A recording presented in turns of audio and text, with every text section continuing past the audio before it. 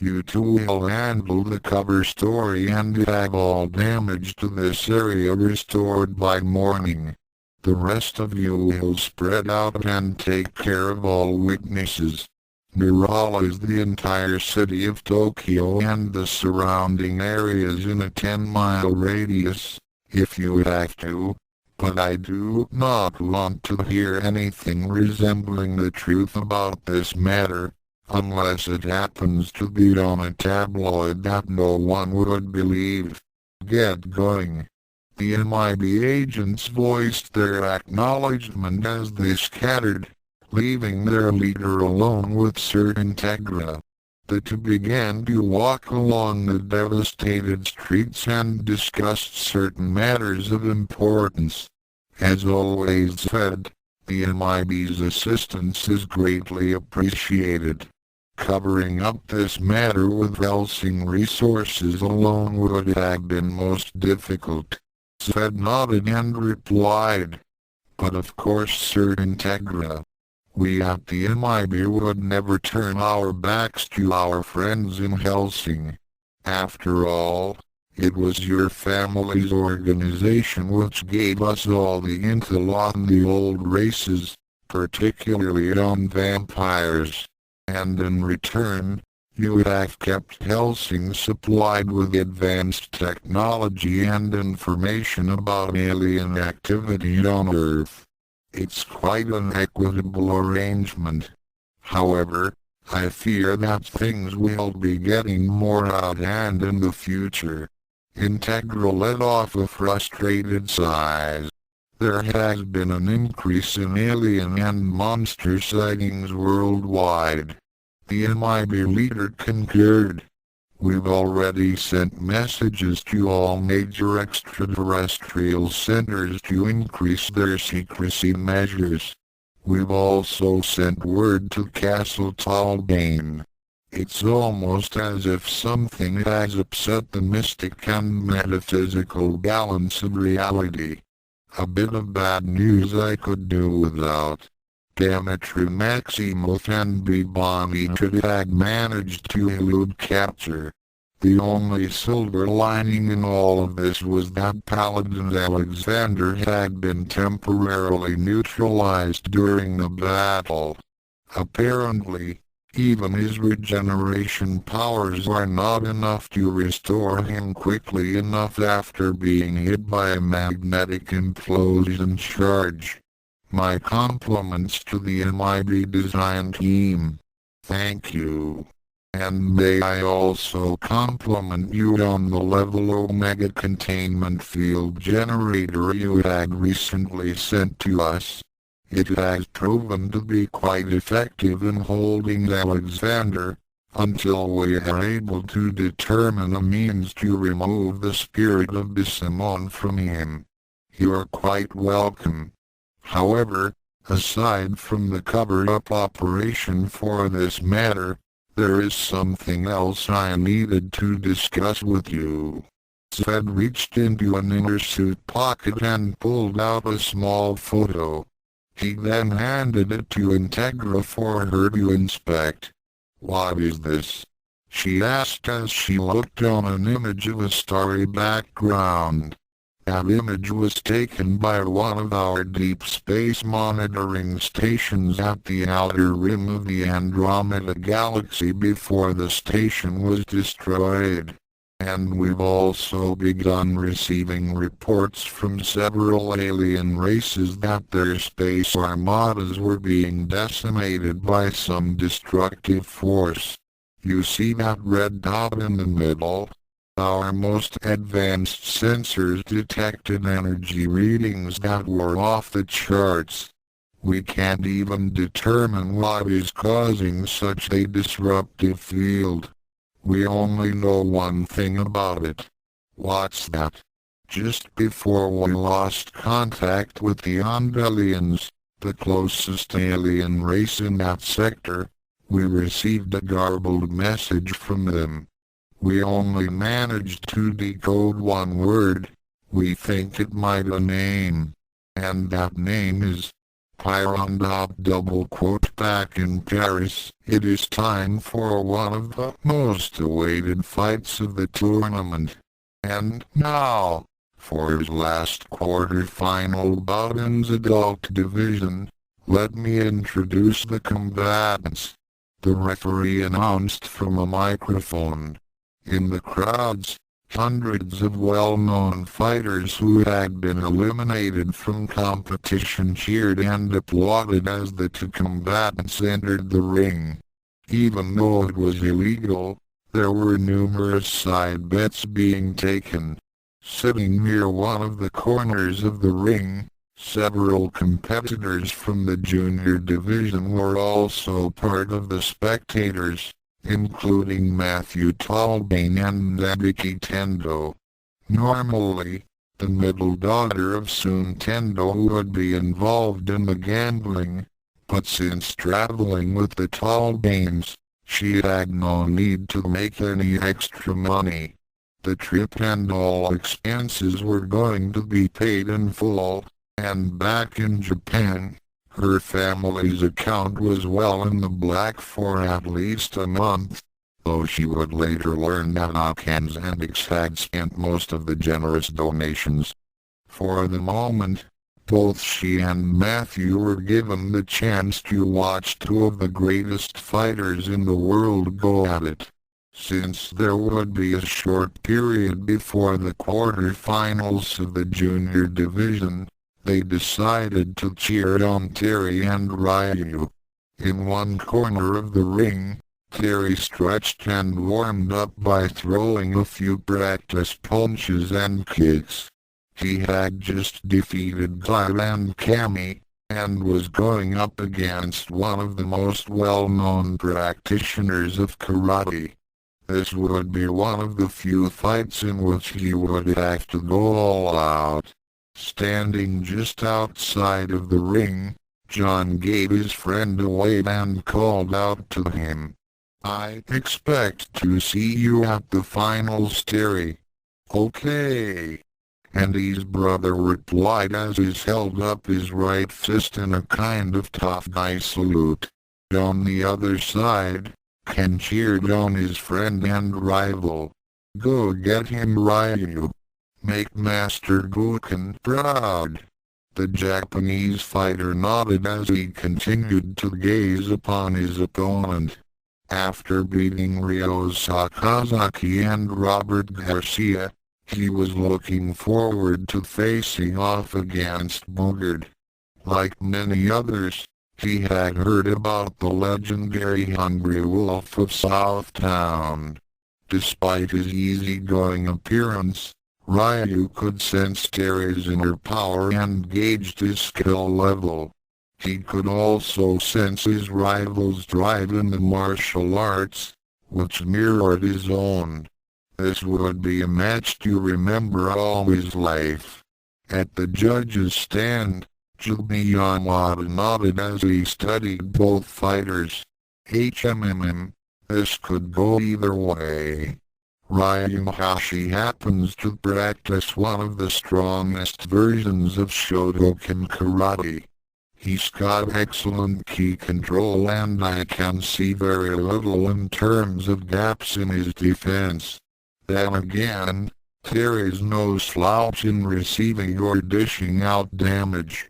Well, let us see if Tung Furu's student can match up against Guken's. The referee first gestured to Ryu's corner and introduced him. In Zai's corner, I am pleased to introduce from Japan the World Warrior, the Dragon of the East, representing all schools of Shotokan Karate Ryuhoshi.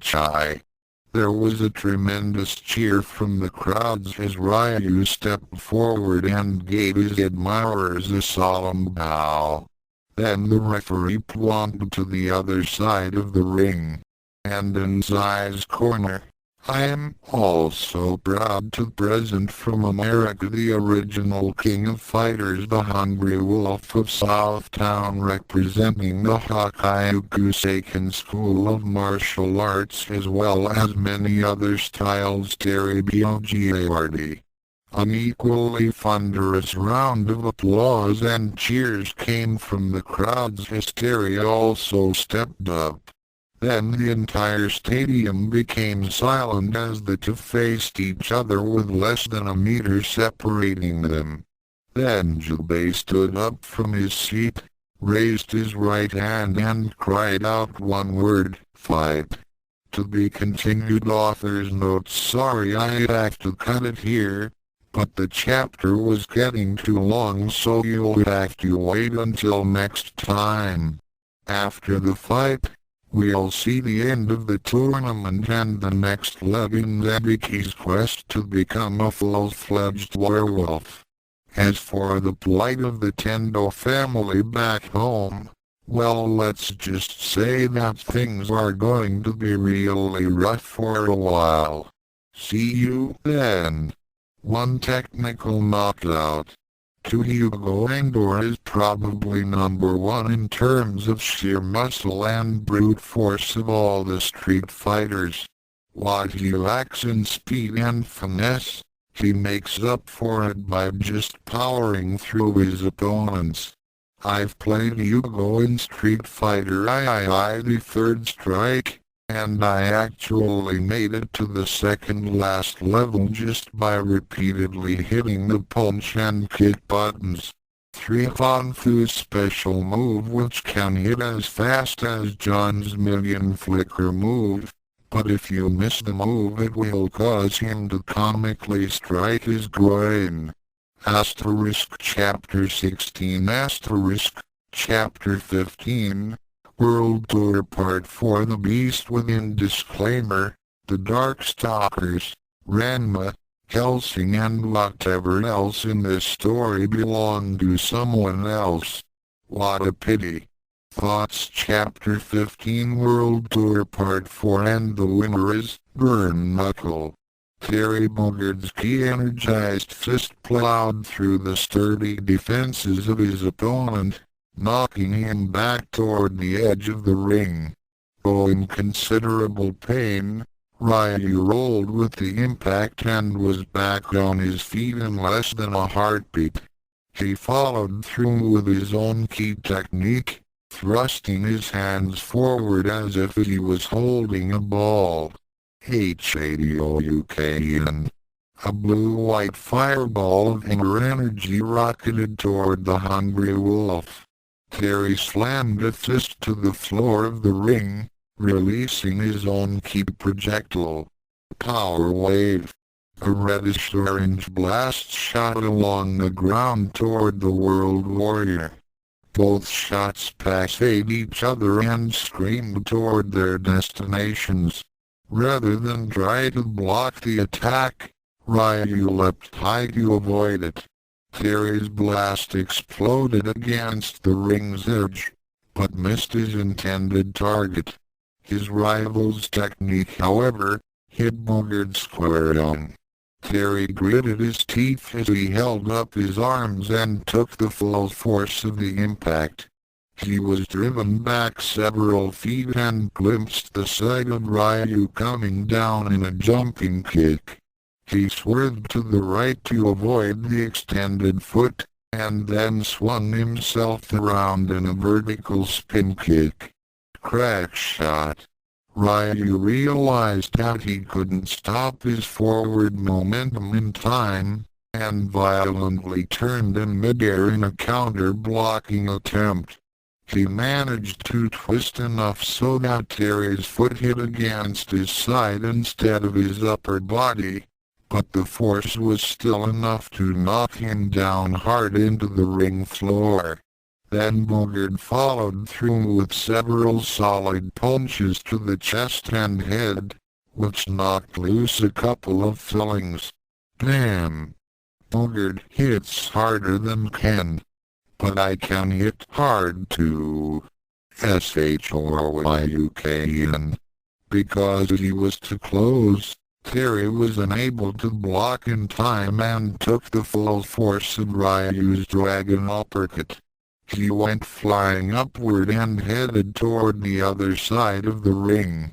He just barely hung onto to consciousness and flipped in midair, landing on the inside of the ropes, preventing a ring out.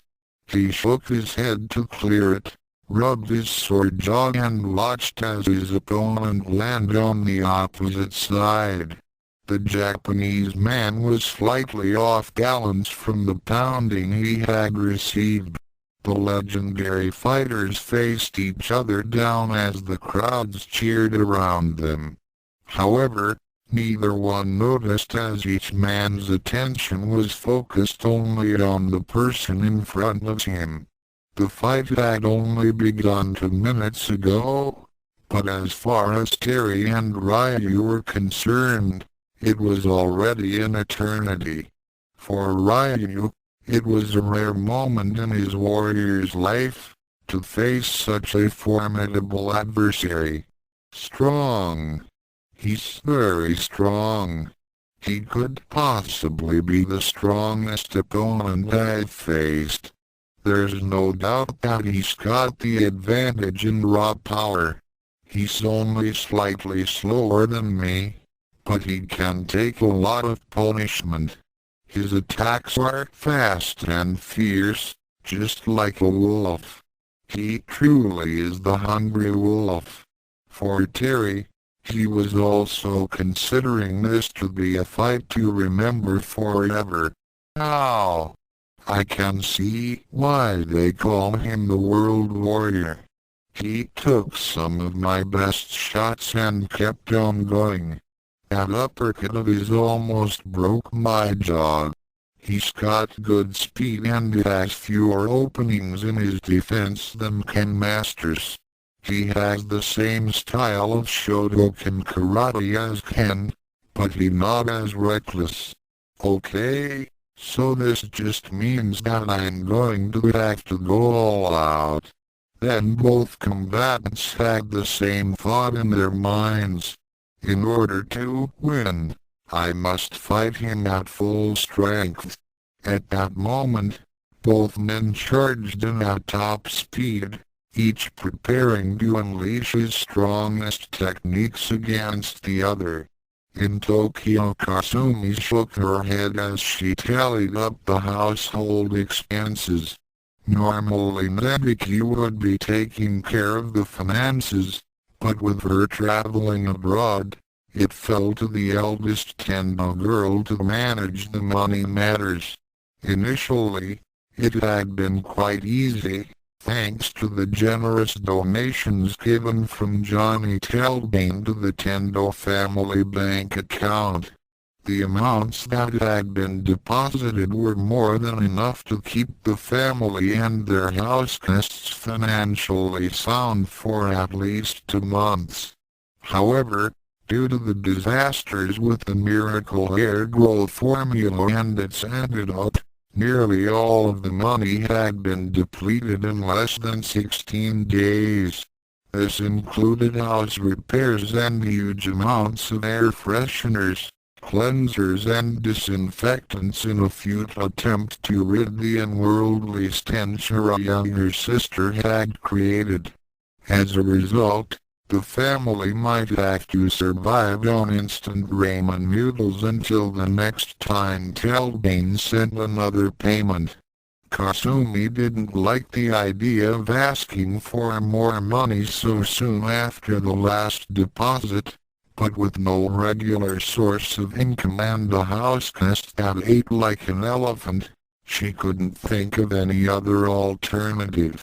How did Nebiki balance the books? It just doesn't add up. In the past, the elder Tendo girl had never asked her younger sibling how she had gotten the money to keep their family from ending up on the streets, since Kasumi had always thought it was none of her business. Though she had her suspicions, she had kept her thoughts to herself. Her job was to keep the household in order, while Nebiki took care of the financial ends and Neko-ken was the heir to the Tendo anything goes. It was then that there was a knock at the front door. Putting aside the bills for the moment, She walked over toward the entrance and was greeted by a young man she was acquainted with. He happened to be one of the city council's messengers, who had often contacted Suntendo for meetings and other events. This time, however, he was bringing bad tidings for the family and their house guests. Due to the rising numbers of complaints from the neighbors, the city council was banishing the Tendos from Nirima until they could get rid of their stench. Kasumi could only sigh as the messenger departed. Dr. Tofu had yet to create an antidote for Akan's kitchen disaster, and now they were being forced from their home. Though technically, the eldest Tendo girl was exempt from the decree, since she didn't possess the unworldly smell. However, she knew that her father and sister wouldn't be able to take care of things on their own.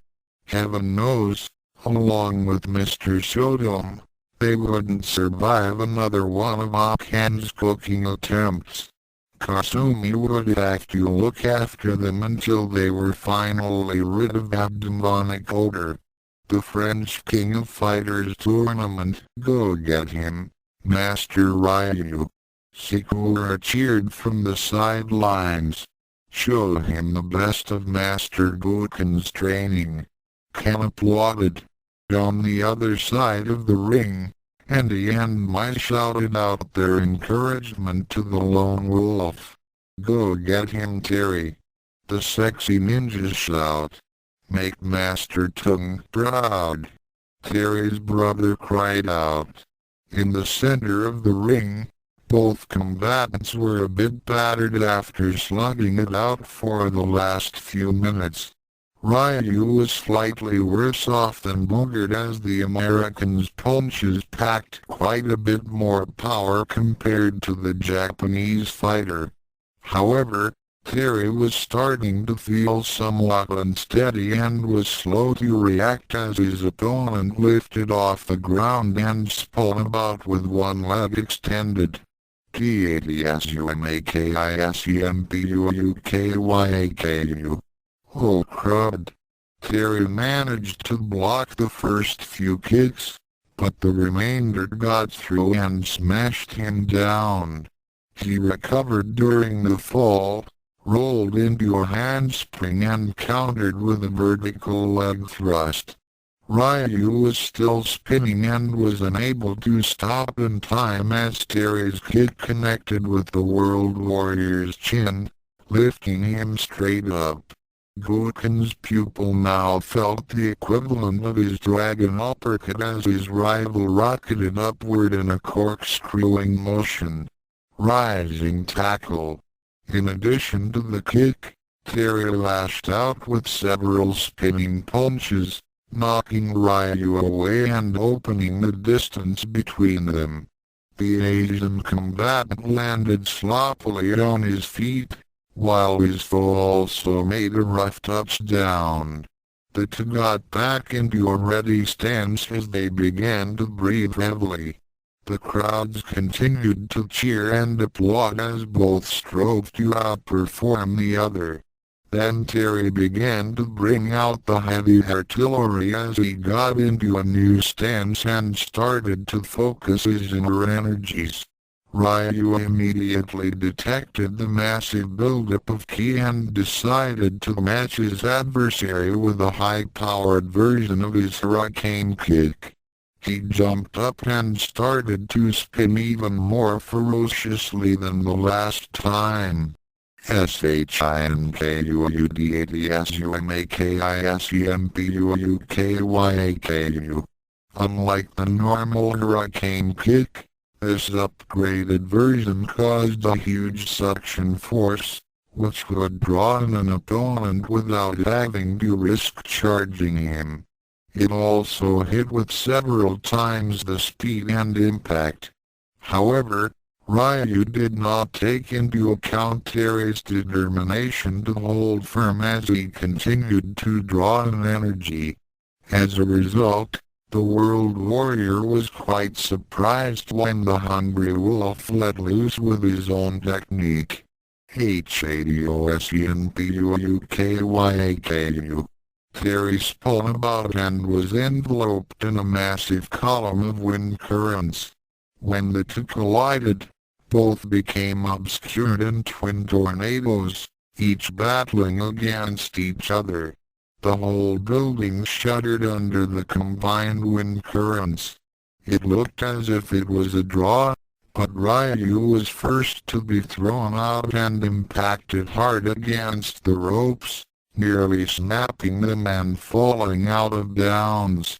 The Hungry Wolf came out of his spin and slammed a fist to the mat. Power wave.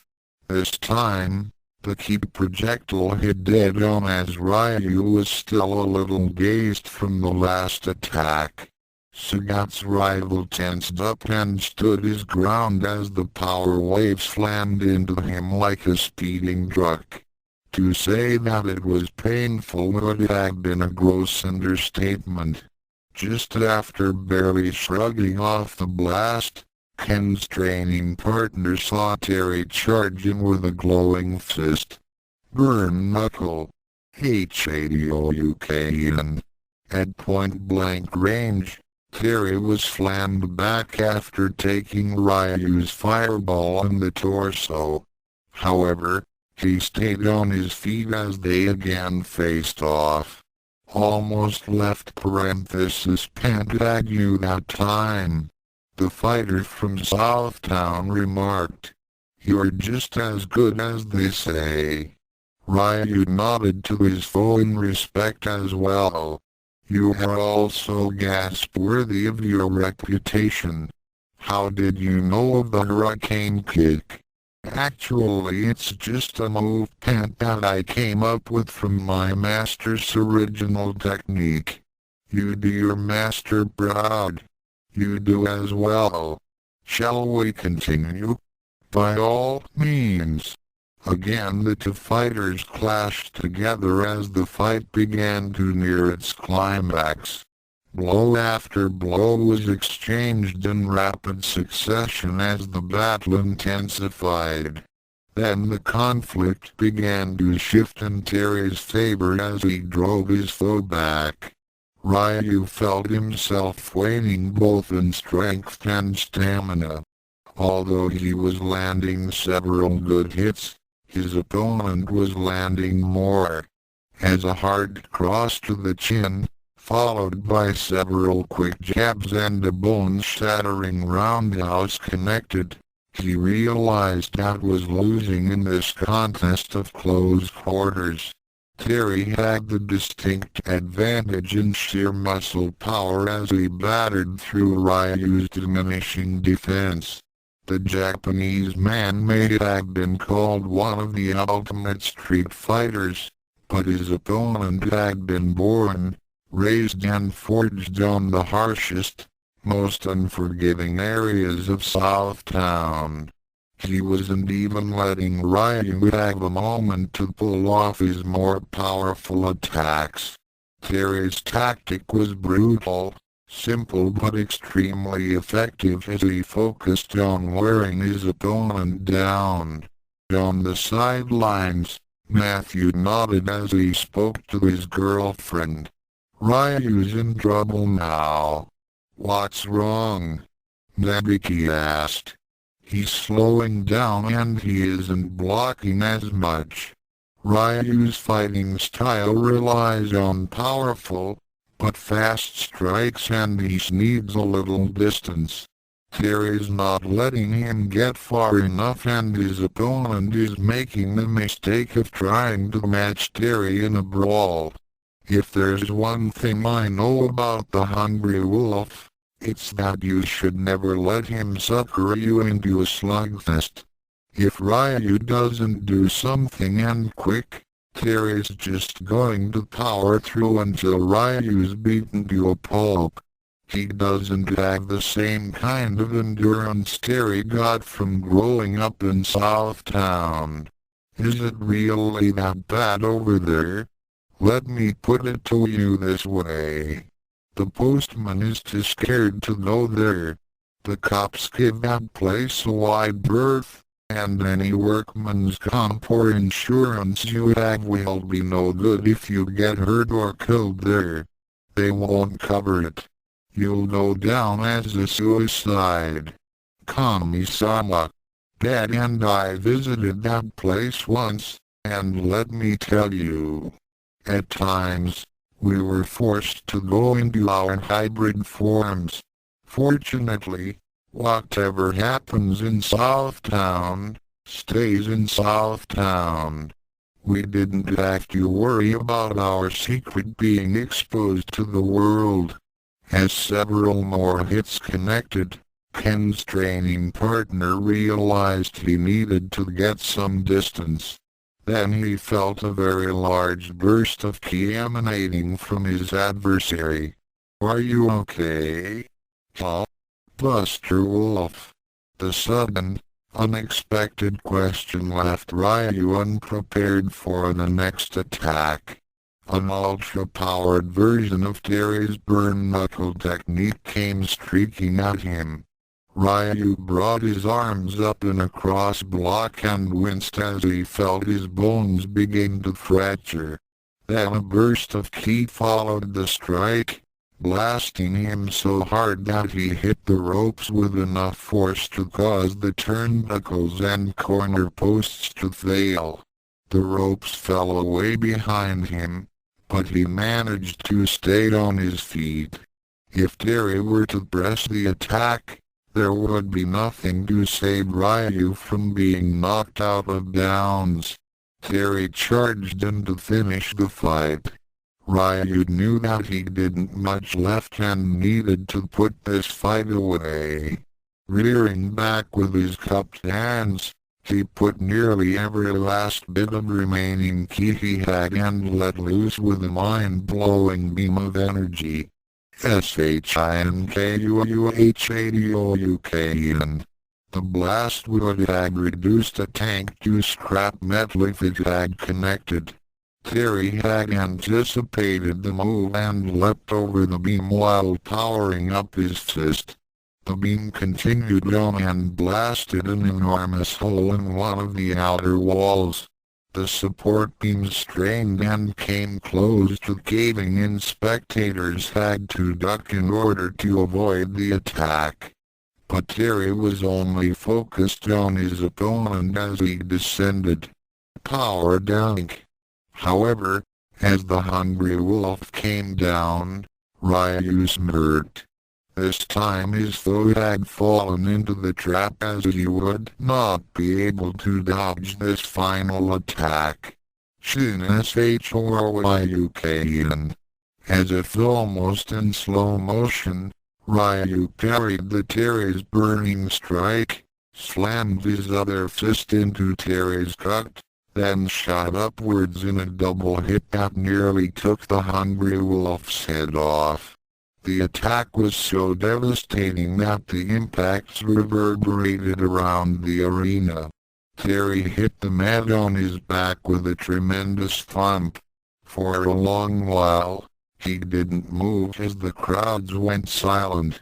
It looked as if the match was finally over as Jubei stood up and raised his hand. However, just as he was about to announce Ryu the winner, Terry groaned and started to stir.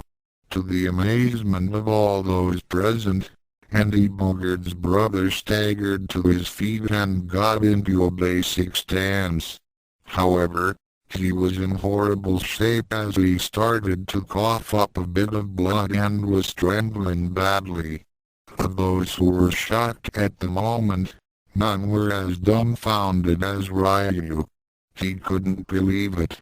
Terry had actually taken on the full force of his strongest technique and was able to get up.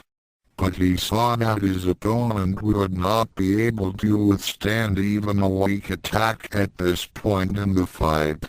He was barely able to stand. It would be so easy to throw one fireball and finish him off. Even Dan Hibiki's lane Genma would do the trick. There was just one problem. Ryu's key reserves were depleted. Terry had pushed him to the utmost limits and projecting ki at this point was impossible. However, that still did not mean the World Warrior couldn't do anything. Summoning up his remaining strength, he leapt up and spun toward the South Town fighter one final time. TADSUMAKISEMPUUKYAKU. Back in Japan, it's about time you and your stink left. One of the neighbors cried out as Soon hefted his backpack. Beside him, Genma and Neko-ken stood in their training outfits, both weighed down with packs of their own. The youngest Tendo growled and just barely managed not to retaliate against the snickering onlookers and bystanders. This wasn't her fault, she kept on telling herself. Kasumi carried a duffel bag with all the essentials, a wheeled upright suitcase, and was dressed conservatively in a simple ensemble of a sundress and sensible shoes. Like her sister Nebiki, this would be her first trip traveling abroad, though she wished it was under better circumstances. She had left all the necessary notes for the utility and delivery men if they were to come while they were absent. She had also left a note for Ranma, should he somehow find his way back to the Tendo home. She took a deep breath and began to follow her family and Mr. Sodom as they headed out of town. Unbeknownst to them, they did have someone looking out for them. A man in a black suit, tie and sunglasses stood in the shadows of a nearby building and watched intently as the Tendo family and their guest departed. He then took out a small communicator and began contacting his superiors. Before leaving Japan, John Talbane had asked the MIB to keep an eye on Nebiki's family while she was traveling with him and his son. Back in Paris, Franz Terry Bogart was in trouble. His body ached in several places, and he was pretty certain he had some internal damage. His arms felt like they were weighed down like lead and he was on the verge of blacking out. Not since those fights with Wolfgang Crosser and the God of War did he feel such pain. Now Ryu was spinning toward him in an attack that the hungry wolf had no hope of withstanding. This is the end. Just as Ryu shouted out and was about to connect, Terry found one final burst of strength as his eyes glowed red, and he slammed his right fist into the mat. Power geyser. The arena shook once again as a tremendous blast of ki exploded from where he struck. Ryu was unable to evade as Terry and everything inside the fighting area was enveloped. The entire audience was blinded, as people dug for cover. Debris flew everywhere as the ring collapsed in on itself. The whole structure of the building threatened to follow suit. In fact, the roof of the area blew off its foundations and shattered into several dozens of pieces. Finally, the light of the attack faded away as the spectators began to pick themselves out of the ruins of the arena. All eyes focused on the center of the now devastated ring. Only one figure stood inside of it. Terry Bogart's eyes were glazed and he had an empty look to them. He was bleeding in several places and his clothes were tattered and burned. His face was swollen with several bruises. He stood unmoving and unresponsive. Then, like the mighty oak that had finally been worn down by a determined lumberjack, he fell forward thump. Terry dropped face down onto the mat and lapsed into unconsciousness. His signature cap fell off his head and softly landed near him. A spectator cried out and all attention turned toward the voice. "He's out! He's out cold!" Sakura said as she jumped up and down in excitement. "That means Master Ryu won." There were several initial cheers from Ryu's fans, but were immediately halted as another voice rang out. "No, I'm afraid not." The new voice was recognized as Jimmy Yamada's as he stood up from the remnants of the judges' stand. He plonked over to a spot some 50 feet away from the ring. In an empty area behind the spectator seats was Ryu, lying on his back and also knocked out. The upper part of his GI had been torn to pieces and he had several large cuts and bruises all over his torso. His legs were badly singed and his left ankle was at an odd angle, showing that it was broken, most likely from the landing. I managed to see what happened during those last few seconds. Flashback: Ryu was taken completely by surprise as a massive wall of ki smashed into him like a runaway freight train. He had no idea that his foe could summon up such an attack at this point in the match, and realized it was some kind of last-ditch or desperation move. Ryu's entire body was ravaged by the blast and he found himself being thrown clear from the ring. He felt his consciousness slip away, and knew that the battle over. However, he had no regrets and was thankful that he had faced such a worthy opponent. He hoped that he would fight against Bogart again in the future, and was inspired to train even harder for that day. At that point, darkness claimed him as his body met with the floor. At the same time, he glimpsed a final image of Terry falling down. In the ring, Terry shared the same thoughts as he felt himself pitching forward. He had absolutely nothing left. Not many people had driven him to his utmost ability as Ryu had.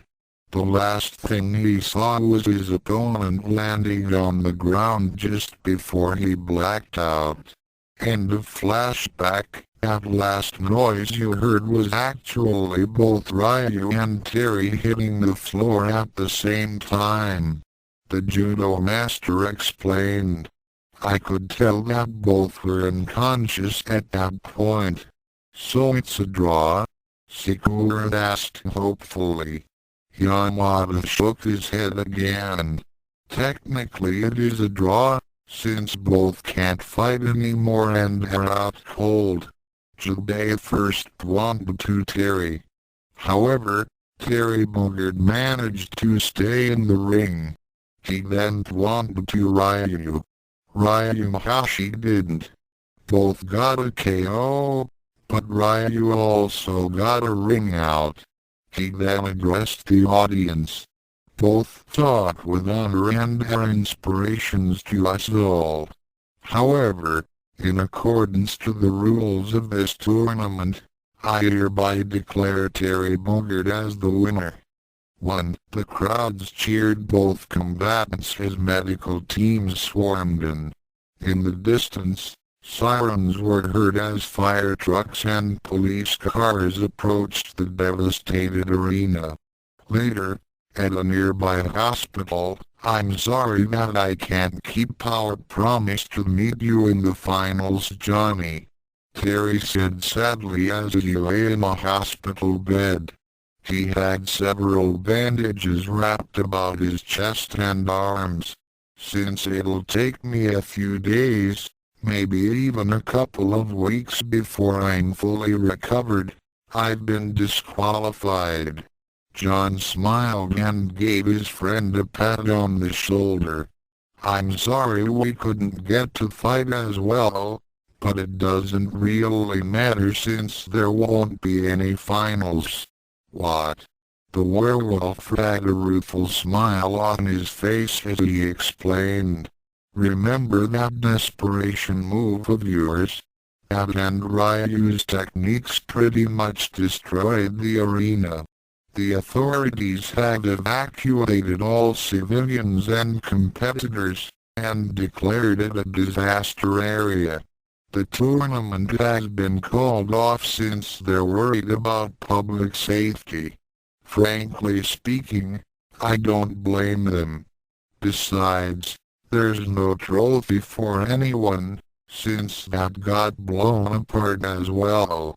John reached into a pocket and took out a small fragment of metal. This was just about all I could find out of the rubble. He then placed it back into his pocket, just as there was a knock at the door. As Terry allowed the visitors to enter, he was pleasantly surprised to see that it was his rival and several others, including his brother, Mai and Sakura. Ryu was being pushed about on a wheelchair with his leg in a cast. After making brief introductions with all those present, he addressed his opponent. Ryu. Good to see you up and about. Good to see everyone too. The World Warrior nodded as he motioned for Sakura to push him toward Terry's bedside. He held out his hand, which the hungry wolf took and shook it. Good match, my friend. I hear they gave the win. That was just a fluke. Ryu's greatest fan chirped. He only won by a technicality. Shush, Sakura. He did knock me out of the ring, so it is my loss. And you should know that a true warrior learns from his defeats as well as his victories. It's not exactly the way I wanted to win, Terry said. And I look forward to the time when we have our next match. Then we'll truly see who the better fighter island, indeed. I shall look forward to it as well. Until then, let's promise to train hard for that day. John nodded as he moved up and said, well, I suppose it's time for me and my group to get going again.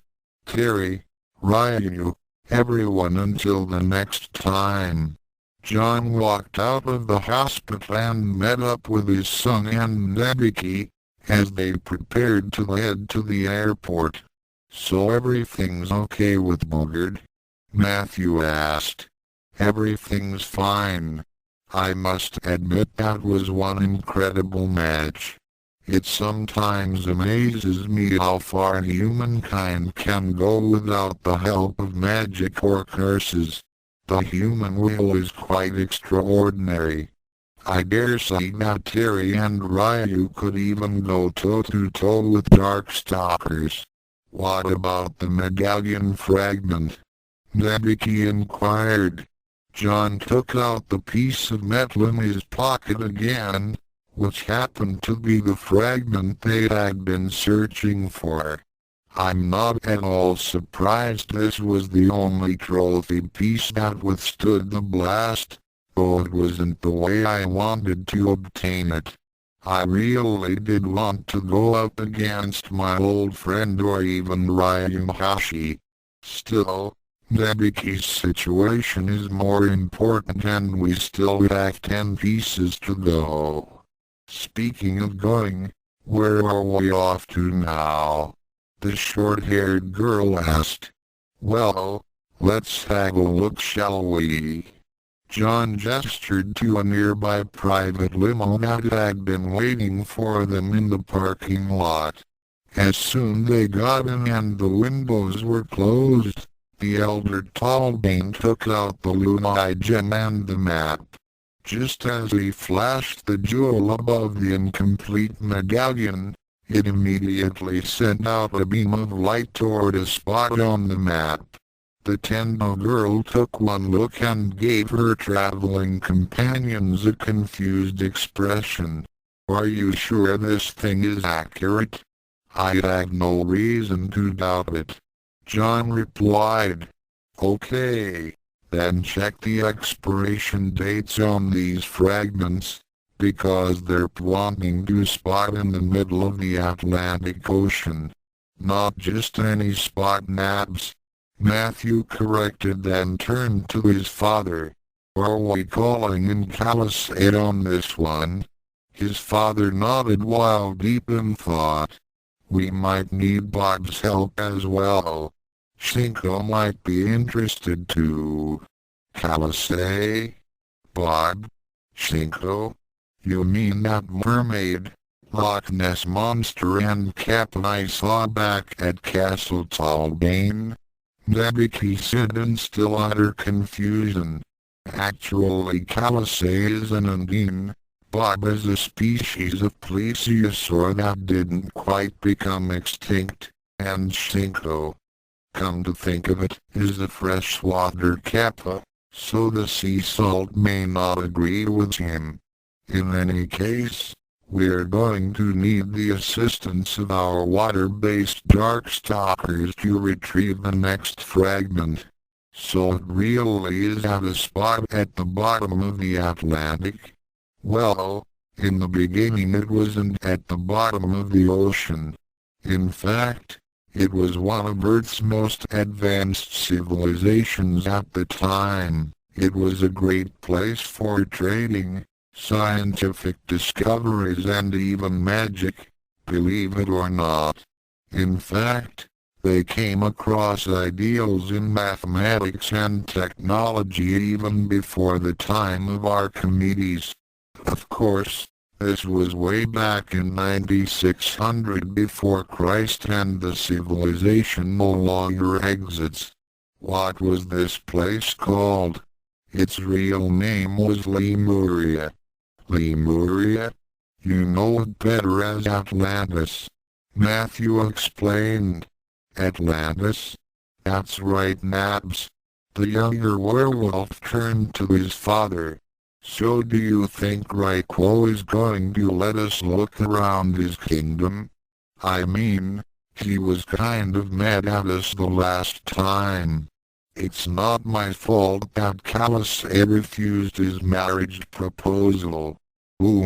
Excuse me, who are we talking about?" Nebiki asked in confusion. "We're talking about the current ruler of the kingdom of Atlantis.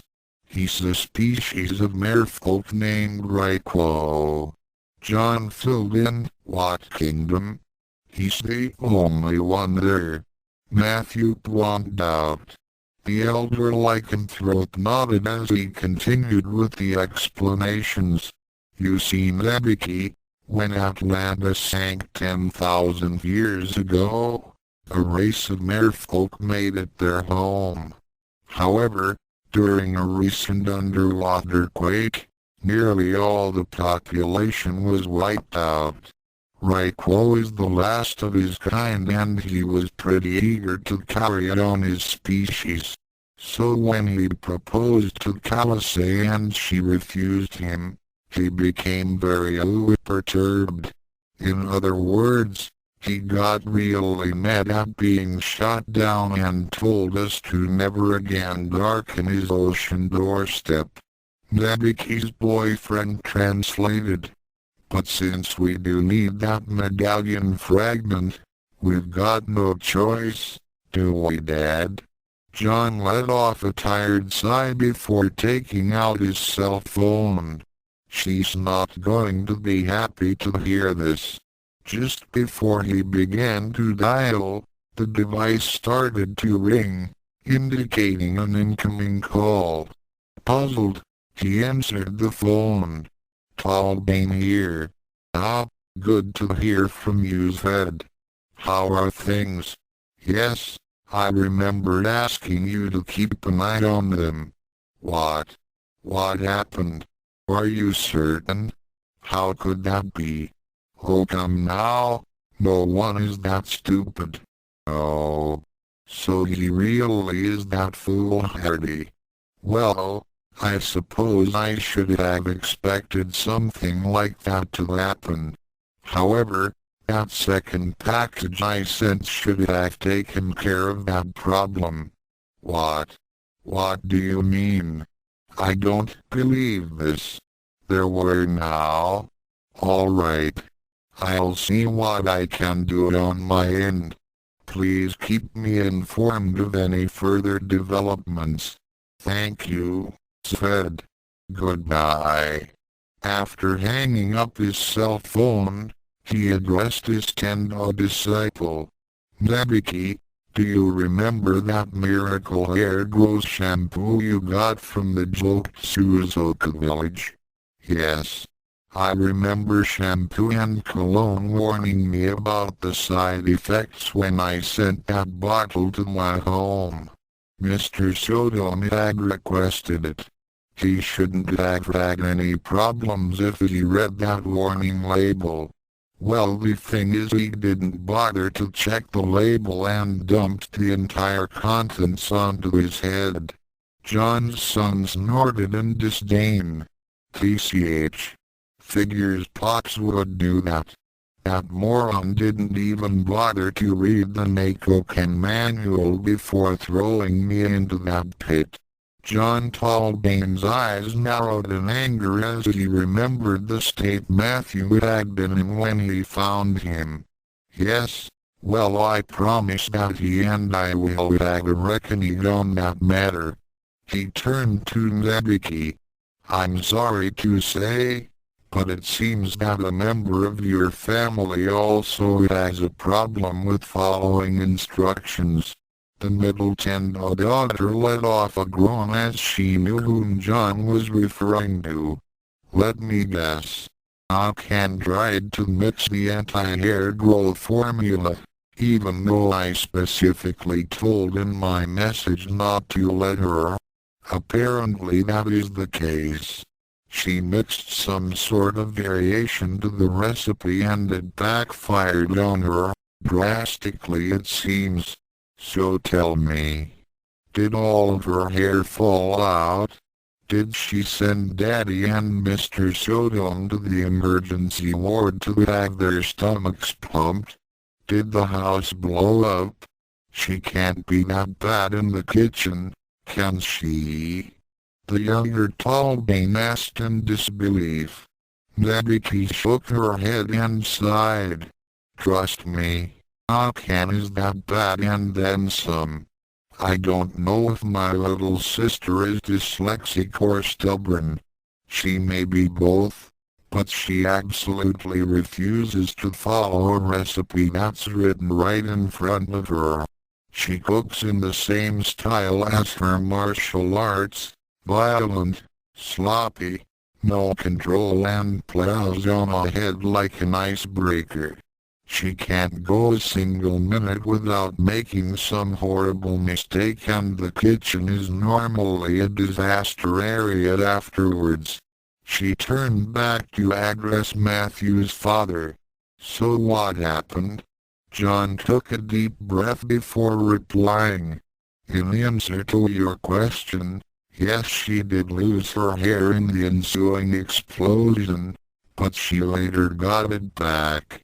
The real problem is that she created one of the most disgusting odors ever smelled and now she, her father and John Sodom cannot get rid of it. She's been banned from attending Furinken High and your father lost his seat on the city council. In fact, the smell is so overpowering that the city had decided to have them removed from the district. As of now, the Tendo family and John Sodom is in exile from Nirima. To be continued. Author's notes. The reasons why I decided to end the tournament now was because I was starting to lose direction on the main storyline, which was finding the medallion pieces for Nebiki. I was going off the beaten track with all the Capcom and SNK characters, and this is supposed to be a Darkstalkers/Ranma crossover. With all the commotion the Terry/Ryu fight had, if we were to let John and Ranma go full out with their opponents, Terry's might have been leveled. Don't worry though. The cast of Street Fighter and King of Fighters will return, as well as certain other characters as well. I just needed to move the story forward.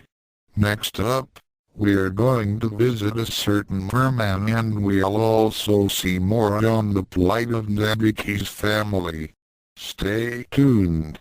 One right parenthesis, yeah, I know. All the Ryu fans out there are saying that he should have won, but just remember that this is just a fanfiction and Ryu only lost by the slimmest of margins and a technicality. Remember, even he's not unbeatable, and this will only drive him to train even harder, which is what it's all about. In the end, Chapter 17 Chapter 16, World Tour Part 5 The Beast Within. Disclaimer, Ranma, Darkstalkers, Hellsing and all others belong to their respective creators. You know the rest. Thoughts? Russian Chapter 16 World Tour Part 5 Deep Water and Deeper Trouble. No, I won't do it. All the ORCAs and giant squid in Poseidon's kingdom wouldn't be able to drag me back to Atlantis. If ever the walls of Castle Talbane did shake with the howls of something other than a member of the lycanthrope clan living there, it was when John Talbane and his party returned home, and informed the resident Undine of where the next medallion fragment was. Kalisei's outburst was heard even on the other side of the compound as head butler Dubrow was busy polishing some fine china plates. Her sudden scream had made him drop a very expensive piece. Letting off tired sighs, he asked for a broom and dustpan. The maid named Alice soon came and handed him the requested implements. As they began to clean up the broken dinnerware, they quietly discussed the current events. I do wish Master John had informed Lady Kalisei about their next destination with more subtlety. The elderly butler mused. Subtlety is not one of the Master's strong points. The younger girl pointed out. It's a trait that young Master Matthew shares. In any case, I am very puzzled as to why Lady Kalisei would refuse to know the legendary kingdom of Atlantis. I would think she would feel right at home. Is it really that bad? On the contrary, my dear Alice, Atlantis is a wondrous place, where the answers to some of the world's greatest mysteries can be found. There are also incredible amounts of lost knowledge and untold riches there as well. The legacy of the Lemurian culture can be found in Atlantis. So why does Kalisei refuse to accompany the masters to such a place? The loyal servant to the Talbane clan chuckled slightly. It's not so much as the place which has made her upset, but rather its current and only resident, the merman named Bath. No. Absolutely not. I swore that I'd never return to Atlantis after that last time. Matthew's instructor in underwater tactics paced about like an angry, caged tiger. Like many of her kind, She had the ability to morph her fish tail into human legs. Currently she was dressed in her halter top, skirt and was barefoot. Kalasei came from a warrior tribe of Indians that had encountered the Talbane family in the year 1507 AD. Matthew's 16th great-grandfather, Simon Talbane, had saved them from a rampaging sea demon. Since that time, the Water Maidens had agreed to a pact and would train all future generations of lycanthropes in their aquatic battle moves. The sea fighter of Castle Talbane was quite adept at using the spear and trident, as well as manipulating water in various ways. John took a deep breath as he tried to calm the Indian down. "Please, Kalasei. I know how much you hate going there, but you're the only one who knows how to navigate those underwater caverns to get to the entranceway. It's only going to be a short time while I negotiate with King Raiko of the Mermen and—" "King Raiko? Ha!" she remarked sarcastically. "Not my king. And he's more like an octopus than a proper merman. I want nothing to do with him, let alone marry him. And I'm not asking you to accept his marriage proposal, Kalasei, but we do need that medallion piece. Please, Kalasei. We really need your help on this one." Kalasei let off an exasperated sigh and nodded. "As you know, I am honor-bound to aid the Talbane clan in return for the great deed your ancestor had done for my people. We had gladly trained the Talbanes in our underwater battle techniques, but you strained that contract with this favor. Very well, but it will only for a short time. Understood? That's all I ask, Kalasei, and thank you. Double quote at Lake Talbane, Cinco. How've you been?" Matthew asked as he approached the edge of the pier. Swimming near the pier, the resident Kappa waved to his friend. "Is Bob around?" The Japanese water spirit nodded as he dunked his head underwater and let off a muffled gurgle. He then rose back up and swam back to the pier. Hopping up onto the deck, he waited for his fellow aquatic monster to appear. Lake Talbane was actually a lot larger than it appeared, as it was in reality an entrance to a near bottomless water dimension. It had to be big enough to house all the aquatic-type monsters that resided on Talbane's land, and you needed a lot room to keep a 250-foot mutated throwback from the Cretaceous era happy. Unknown to most people, the Loch Ness Monster was a member of an ancient species of evolved plesiosaurs, which were later known to man as the Leviathans. Unlike most of the other dinosaurs, the Leviathans managed to survive the Great Extinction by going into a state of suspended animation, which lasted well past the Ice Age, before the oceans were suitable enough to sustain them again.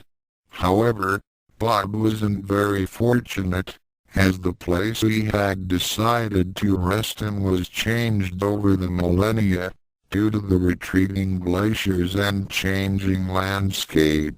When he finally awoke, he found himself trapped inside a secluded, landlocked lake with very little for food and nourishment.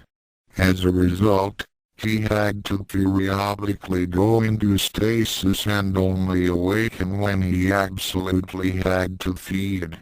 This led to the fantastic sightings and stories about the monster of Loch Ness. It was almost a godsend when the Talbane family had found him and brought him to Castle Talbane. Now he had all the room he could swim in and would never go hungry again. If he wanted to, he could visit his relatives in the deep oceans. At the dock, Matthew and Shinko waited for a minute, before Bob came shooting up to surface in a huge eruption of waves and splashes. He let out a roar as he reared his head back and swayed his long neck from side to side. Then he turned his attention toward the dock and recognized John Talbane's son. "Hey Bob, you wanna go an ocean cruise?" ? Meanwhile in the Talbane family museum, "Hey, I didn't see this the last time I was here." Nabiki pointed to an ornate medieval sword with some strange runes engraved on both sides of the blade. While her boyfriend was taking care of some business, she had decided to take another tour of the Talbane Museum and learn more about its history. Grum the gargoyle nodded as he explained the weapon in front of them. "Ah lassie, ye have a good eye. That be the crowning achievement of me great uncle, the one that forged the swords of Jacob Talbane. Right here. Me great uncle be very proud to have made those blades for Master Jacob, but the one ye see now be legendary in human times."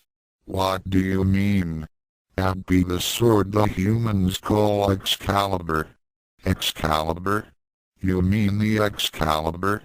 The one that belonged to King Arthur?" The winged caretaker nodded. "That'd be lassie. Sometime into the 6th century or so, me great-uncle forged that blade and steeped it deeply in magic. But he later lost it due to some thieving by some imps in the Mackay. It later ended up in the human world and found by a sorcerer named Merlin, a halfling incubus.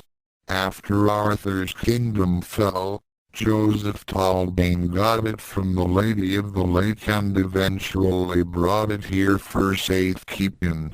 Nabiki couldn't believe that she was gazing upon the legendary weapon of King Arthur. She started to reach for it, but Grum shook his head. "Nay lassie, that sword is not meant for werewolf hands. No offending mind ye, but that sword be forged of orichalcum and lots of silver. Ye cannot touch it." The middle daughter of Suntendo nodded as she continued to gaze upon Excalibur. She had no idea how involved Matthew's family was in human history. A little later, well, it took some doing, but she finally agreed to accompany us. John said as he met up with his son and his girlfriend at Castle Talbane's secret water port. The location was in the bottom of the cliff where the castle stood. It was connected to an underground channel that led to the Atlantic Ocean. Matthew nodded as he also had some good news. "I talked to Bob and he wants to go out with us. He told me that he needs to hook up with some his relatives." "Relatives?" Nabiki asked in confusion. "What kind of relatives does the Loch Ness Monster have? I believe in history, they were called Leviathans." Matt's father supplied. "In any case, we could use the extra water muscle. However, since we're going to a place that happens to be 2 miles below the surface of the Atlantic, we're going to need some special transportation." "Are we taking the Sea Wolf again?" the younger Talbane asked. "What's the Sea Wolf?" Soon's daughter asked. "That's our submarine." "Submarine? You have your own sub. Our family's rich enough, and just because we happen to use a lot of magic, doesn't mean we can't take advantage of technology too. We certainly didn't write on Bob's back going to Atlantis. Indeed, John affirmed. However, I'm afraid that we won't be taking the Sea-Wolf since it's currently in dry dock for maintenance and upgrades. However, that doesn't mean we can't take Sea-Wolf I. Sea-Wolf I? Both teams asked in surprise. The head of the Talbane clan clapped his hands twice. In response to his signal, the hangar doors of the port opened up. The adolescents stood in awe on the docks as a huge vessel sailed out into the waterway. The craft measured at least 200 feet in length, and was about 50 feet high. It was cylindrical in shape and was colored white with great highlights. The conning tower was built low but with smooth, curved lines. Emblazoned on the front and sides was the Talbane family crest. John smiled as he gave an introduction of the new craft to the still awestruck pair. Meet Sea-Wolf I. She's capable of 40 knots on the surface and can dive up to 8 miles. Her entire structure is composed of the best grade titanium alloys, with a thin outer hull coating of orichalcum. Orichalcum? Isn't that the same metal Jacob Talbane's swords and Excalibur is made of? Nebiki asked. John gave her a long, appraising look, and then smiled. You've been talking to Grum, haven't you? Yes, you are correct. Sea-Wolf I is protected not only from the crushing depths, but it's highly resistant to any magical attacks. It took Grum's clan more than 2 years to forge that outer hull. You might say we've combined the best of science with the supernatural. So are we ready to get underway? We're going now. The sooner we get that medallion fragment, the sooner we can get your lycanthropy under control. I figured that a trip to Atlantis would be a good opportunity to work out any bugs in the systems and give Sea-Wolf I a proper shakedown. You mean this sub hasn't gone out to sea yet? This will be her maiden voyage. Don't worry though. The sub has been certified as 100% seaworthy and it has triple redundancy systems to take care of any and all kinds of emergencies. And she can defend herself if need be. So if you would please follow me, we can get this show on the road. Double quote. A few minutes later on the bridge, Nebiki was a bit uneasy as she sat in her chair behind John and his son, who were in the pilot and company pilot's seat respectively. Sitting beside her was Kalisei. Ken's sister looked about in wonder of the high-tech surrounding her and could only barely comprehend the cost to build this craft. As the two werewolves went through their pre-launch checklists, she couldn't help but reminisce about the past weeks and how far she had gone since she had met Matthew Talbane, Juzenkyo, a Chinese Amazon village, England, Castle Talbane, Stonehenge, France, and now she was going to the bottom of the Atlantic Ocean to see the legendary kingdom of Atlantis. Her boyfriend looked over his shoulder and gave her a smile. Feeling okay, Nabs? I'll be fine. I just feel like I'm inside the Nautilus in 20,000 leagues under the sea. Either that or I've stepped into an episode of that American Online Johnny Quest. Personally, I liked the older, original series, Callice remarked. Especially that episode with the fish monster. Floodgates have been activated, John announced. Waterway is clear of obstructions and we have been given the green light to leave port. He turned to his offspring. Take us out, son. You can pilot a submarine? Nabiki asked in surprise. Matthew shrugged as he took hold of the control wheel.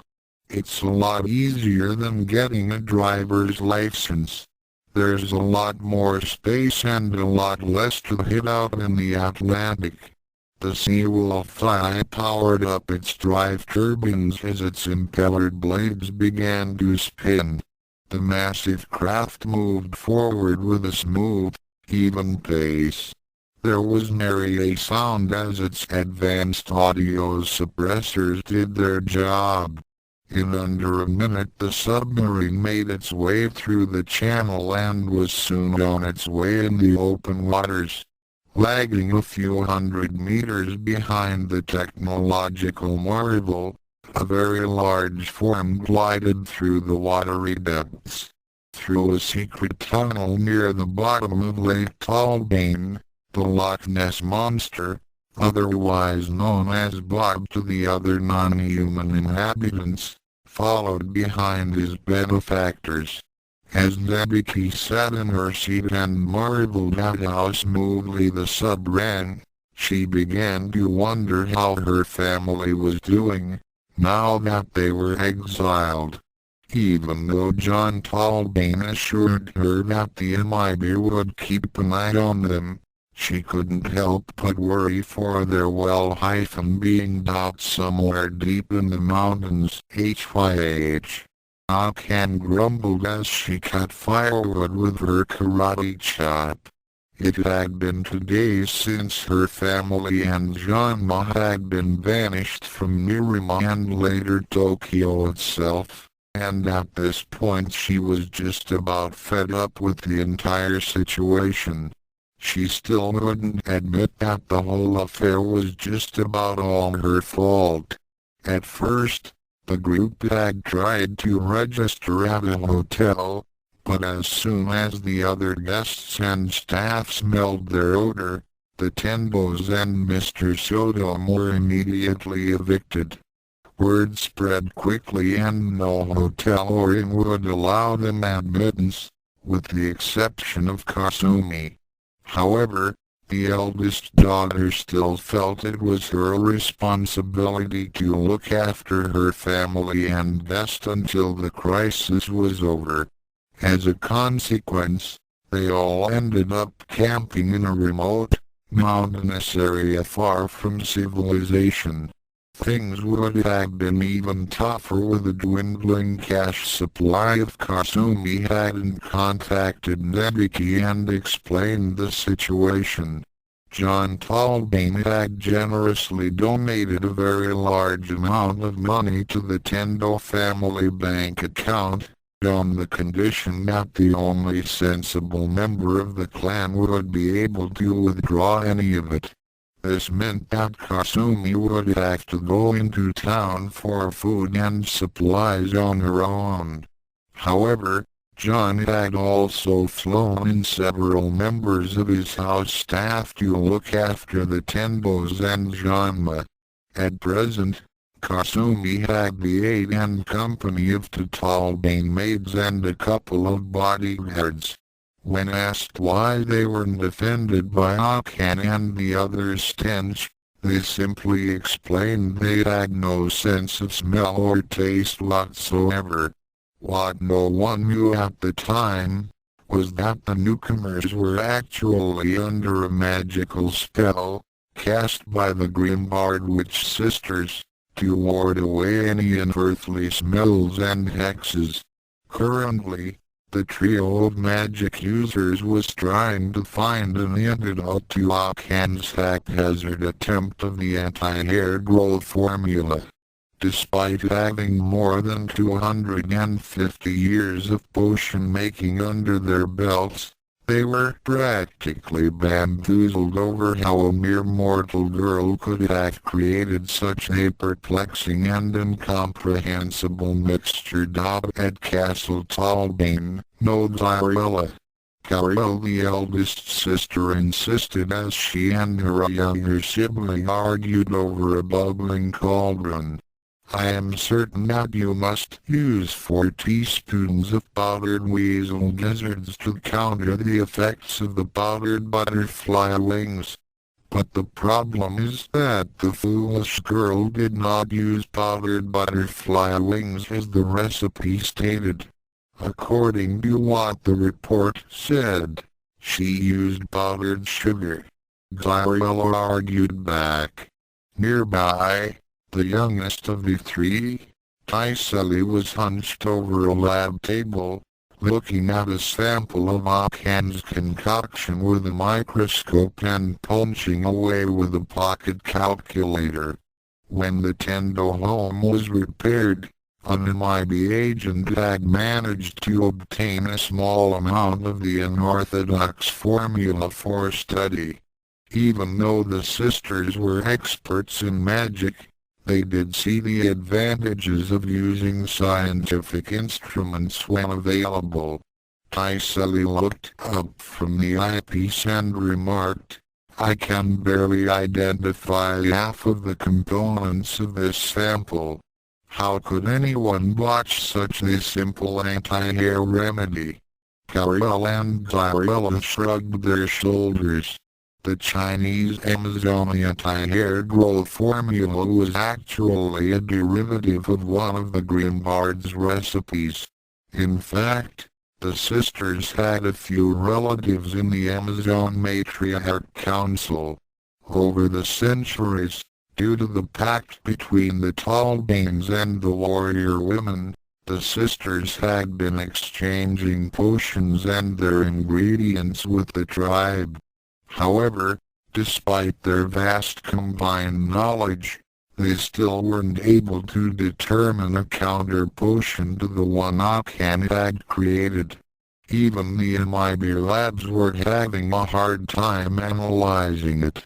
This was going to take a while. Back in the woods, as Akan was preparing the wood for the fire to cook lunch, her father and Genma were once again involved in a game of shogi.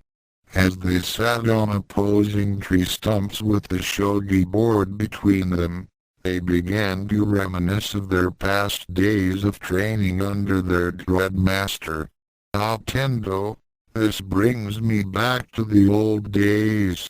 Remember how we trained together in the wilderness like this? Indeed, Sodom. Oh, I cannot say that those were the happiest days of lives. How I shudder to think of the torture our dread master, don't say his name. Genma cried out quickly and he waved his hands frantically. Soon nodded as he didn't want to jinx their luck any worse than it already was. Not to worry, my friend. He whose name must never be uttered has been sealed away forever. We made certain of that. Genma let off a sigh of relief. It's kind of ironic, Tendo. Just 1 mile north of here is the very spot where the greatest evil in all of Japan lies buried. Yes. And it's been well over 10 years since that day. Say, I have a thought, Sodom. Since tomorrow is the anniversary of that time, should we go over there and pay our respects to him? There was a long silence between the two as it appeared they were actually serious. Then the two burst into laughter, shook their heads and said simultaneously, H. At that moment, Genma reached over to pick up a glass of iced tea that Kasumi had left for him previously. However, just as he put his hand on it, The glass mysteriously developed a crack and started leaking tea and ice water. At almost the same time, a crow suddenly dropped dead from a nearby tree, which was noticed by Soon and his friend. Both began to tremble as they recognized the signs as bad omens. "So dumb you don't suppose?" As quick as he was to recognize signs of coming misfortune, Genma was just as quick to deny it, like everything else in his life. "Oh, come on, Tendo. You don't really believe those old wives' tales about bad omens, do you?" Ken's father immediately shook head, eager to ignore things of importance and responsibility, just as he had always done in his life. Some distance away from the campsite, in a very remote area of rocky cliffs and gorges, there was a huge boulder blocking the entranceway to a large cave. Wrapped about the rock were ceremonial sealing talismans and such. For over 2 decades, the spot had remained untouched. However, if one was to look closely, one could see that the solid rock was starting to crumble as the evil within began to stir. Soon Genma's troubles were about to be magnified 100-fold. In a nearby small town, Kasumi was busy shopping for lunch and dinner and came across a quaint market that was having a sale on seafood. Behind her, a bodyguard with dark sunglasses and short black hair nodded as he helped carry the foodstuffs she had already purchased. "What are you planning to make tonight, Miss Tendo?" Kasumi nodded as she responded. "I was thinking of a very nice sushi dish. Oh look, they're having a special on squid. I must get some." After purchasing enough for her family, their guest and the members of the Tallbane staff, the eldest daughter of Soon Tendo was escorted back toward the campsite. As she and the bodyguard quietly walked together, she gave off a small, forlorn sigh. "Is something the matter, Miss Tendo?" "I was just thinking about my sister Nebiki and how much I miss her," she replied. "I wish she was with us right now. I know that she'd enjoy the squid dinner I'm going to make tonight." Meanwhile, somewhere in the Atlantic Ocean, 2 miles below the surface, "Dad, we got us a stowaway." John grumbled as he gripped the control wheel and fought to keep the Seawolf on a level course. However, it proved to be quite difficult as there was an 80-foot giant squid tightly latched onto the tail section, thereby impairing the function of the rudder. Its huge form was displayed prominently in the rear-view monitor screen. How the hell did that thing get closed without the sonar system detecting it? As if in answer to his question, the intercom went off and a high-pitched voice was heard. "John Master. So sorry. Snafu won't clean out water filter. Mess up sonar thing. We'll fix quick." "What happened? Glitch? Is that you?" Matthew cried out as he recognized the voice. "Matthew boy. Good here again. So sorry, no tell now. John Master, make glitch and gang fix up crew." The younger werewolf turned to his father in a bit of a shock. "You made glitch and his friends the maintenance crew on this sub?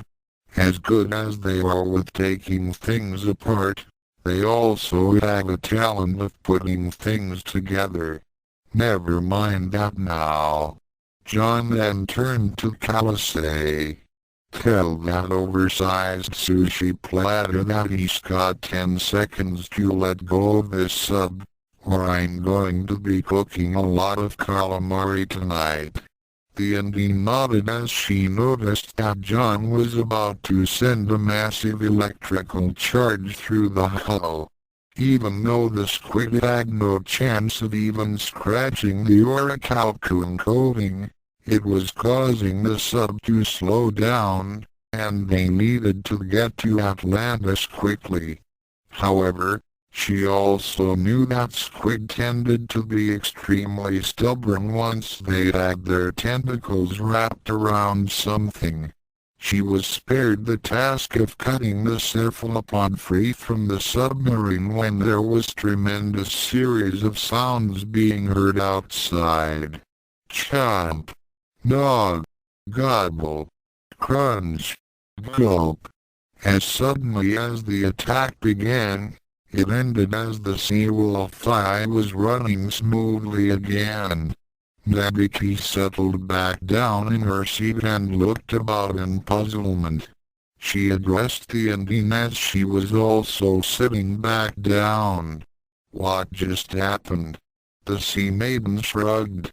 If I had to guess, I'd say that Bob just had a giant squid for a lunch.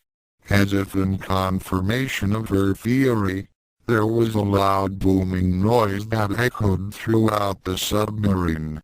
Burp. Bob. Next time mind your manners.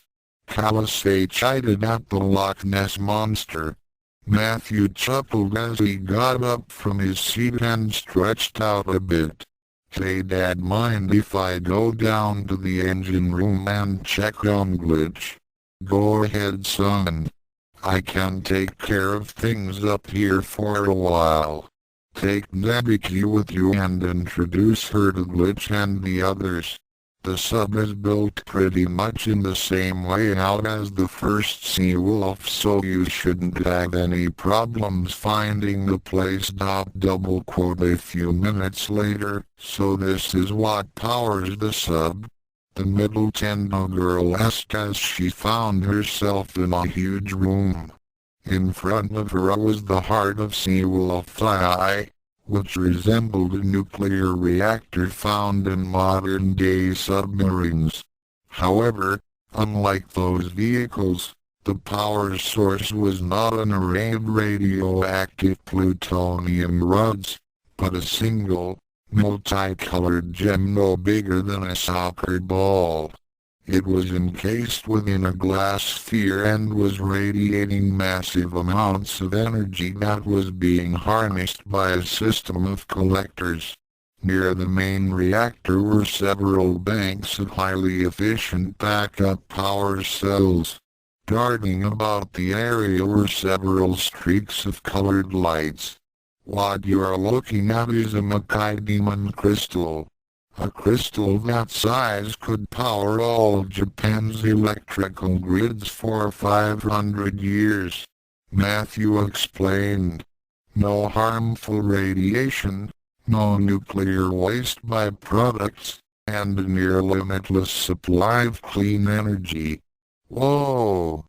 Of course, these crystals are extremely rare and expensive, and you can pretty much imagine the wars that would be fought by people to possess one. At this point, Earth is just not ready for us Darkstalkers to walk among the humans openly. Nabiki couldn't help but agree. After all she had seen, she knew that the general populace weren't as open-minded and understanding as she had become. So where's this repair crew of yours? Matthew gestured to a large panel and walked over to it. He then rapped on the metal surface 3 times and waited. In a few moments, the panel opened up and several tiny figures came out. Nabiki tried not to stare, but she couldn't help it as one thought repeated in her mind. Cute. The repair crew of the Werewolf consisted of little colored beings no bigger than Genma, the leprechaun. They were ranging in size from 6 to 9 inches in height and had smooth skin in various colors. They appeared to be lizard-like, but each had a bit of a goofy expression on their faces. Some had trumpet-shaped ears that reminded Nebiki of the ogre's shriek, while others had curled horns. Some wore silly goggles on their heads and others had gaudy little vests. The leader, who was dressed in a miniature flight jacket and a leather flying helmet, stepped up and waved. All in all, they were an odd-looking group as Matthew introduced them to his girlfriend. "Nabs, meet the gremlins." "Gremlins?" Nebiki repeated, and then realized what he was talking about. "You mean those little imps that were said to sabotage planes in World War II? You got it. My great-uncle Kevin Tallbane found them messing about the repair yards in the American volunteer group. You know, the Flying Tigers. He made a deal with them and used them as covert saboteurs against the Nazis. Hitler always wondered why his scientists couldn't come up with the atomic bomb and win the war. These guys were the reason why. They were also the reason why the Axis couldn't make enough fighter jets. Half of them kept on falling apart or malfunctioning." The lead gremlin nodded and addressed the two lycanthropes. "Kevin Master give us home after war. Now serve John Master. Matthew boy, who this?" He pointed to Nebiki. John's son nodded as he introduced her. "This is Nebiki Tendo. She's with me." He then began pointing to several of the gremlins, starting with their leader. "Nebiki, this is Glitch. Beside him is Snafu. Then there's Mishap, Jinx, Bunkers, Topsy-Turvy, Snag, Boo, Calamity, Hitch, Hiccup and Foul Up. And these little guys maintain the sub. I thought they liked to take things apart, not keep things together. Well, yeah, they can build things pretty fast, but they can dismantle things even faster," Matthew admitted. "I once saw these little guys strip a fully loaded limousine down to its bare chassis in less than 2 seconds. Dad was pretty ticked off when they did that. In any case, want to go see the rest of the sub?" The short-haired girl nodded back at Castle Tallbane. Tisely grimaced as she took a whiff of the odor coming from the cauldron. This was her sister's 19th attempt to duplicate Okan's anti-hair growth formula, in order to make an antidote. However, they were still no closer to creating the exact mixture. They could make the potion either smell really bad or really good, but not at the same time. There were just too many variables. "I think we're going to need more help on this, my sisters," Glariella remarked as she tossed out their latest failure. "I wonder if Cousin Cologne got the message." Glariella mused. "I did," a new voice replied. The 3 witch sisters looked toward the door to the chamber and gasped in delight as they saw who was standing there. The diminutive elder of the Joksuzoku stood on her staff. Beside her, William Dubrow bowed and introduced the newcomer. "May I introduce Cologne of the Joksuzoku? Cousin." All 3 magic users cried out as they ran over to the Amazon elder and warmly embraced her. Cologne returned the gesture as she greeted her distant relatives. After she had received a magical message from her cousins, John had arranged to have the Elder and Champ flown to Castle Talbane, since they would be the most logical people to ask about the Chinese anti-hair growth formula. After exchanging pleasantries, the old Amazon then poked down her staff over the work table and began reading her cousin's notes on the subject at hand. William politely excused himself and left them to their work. I understand that someone did not heed my great-granddaughter's warnings about mixing the formula. Yes, and we must now find an antidote for the mixture some foolish Japanese girl created, Glariello explained. The problem is that we don't know exactly what she put into the potion and how much or how little ingredients she used. I've only managed to identify a few of the components, and even those ingredients weren't on the recipe. What sort of ingredients? The ancient witch started counting off the ingredients with the fingers of her right hand. I actually found out she had used a diet cola, powdered sugar, an old lot of chewing gum, some horseradish, a little mustard and some rat poison. As for the rest of the potion, your guess is as good as mine. And the side effects? Well, the resulting explosion did remove all the hair of those caught in the blast, but now they're giving off a stench that smells differently to each person they meet. How different? Hard to say, but everyone is reporting a combination of their favorite and least favorite smells at the same time.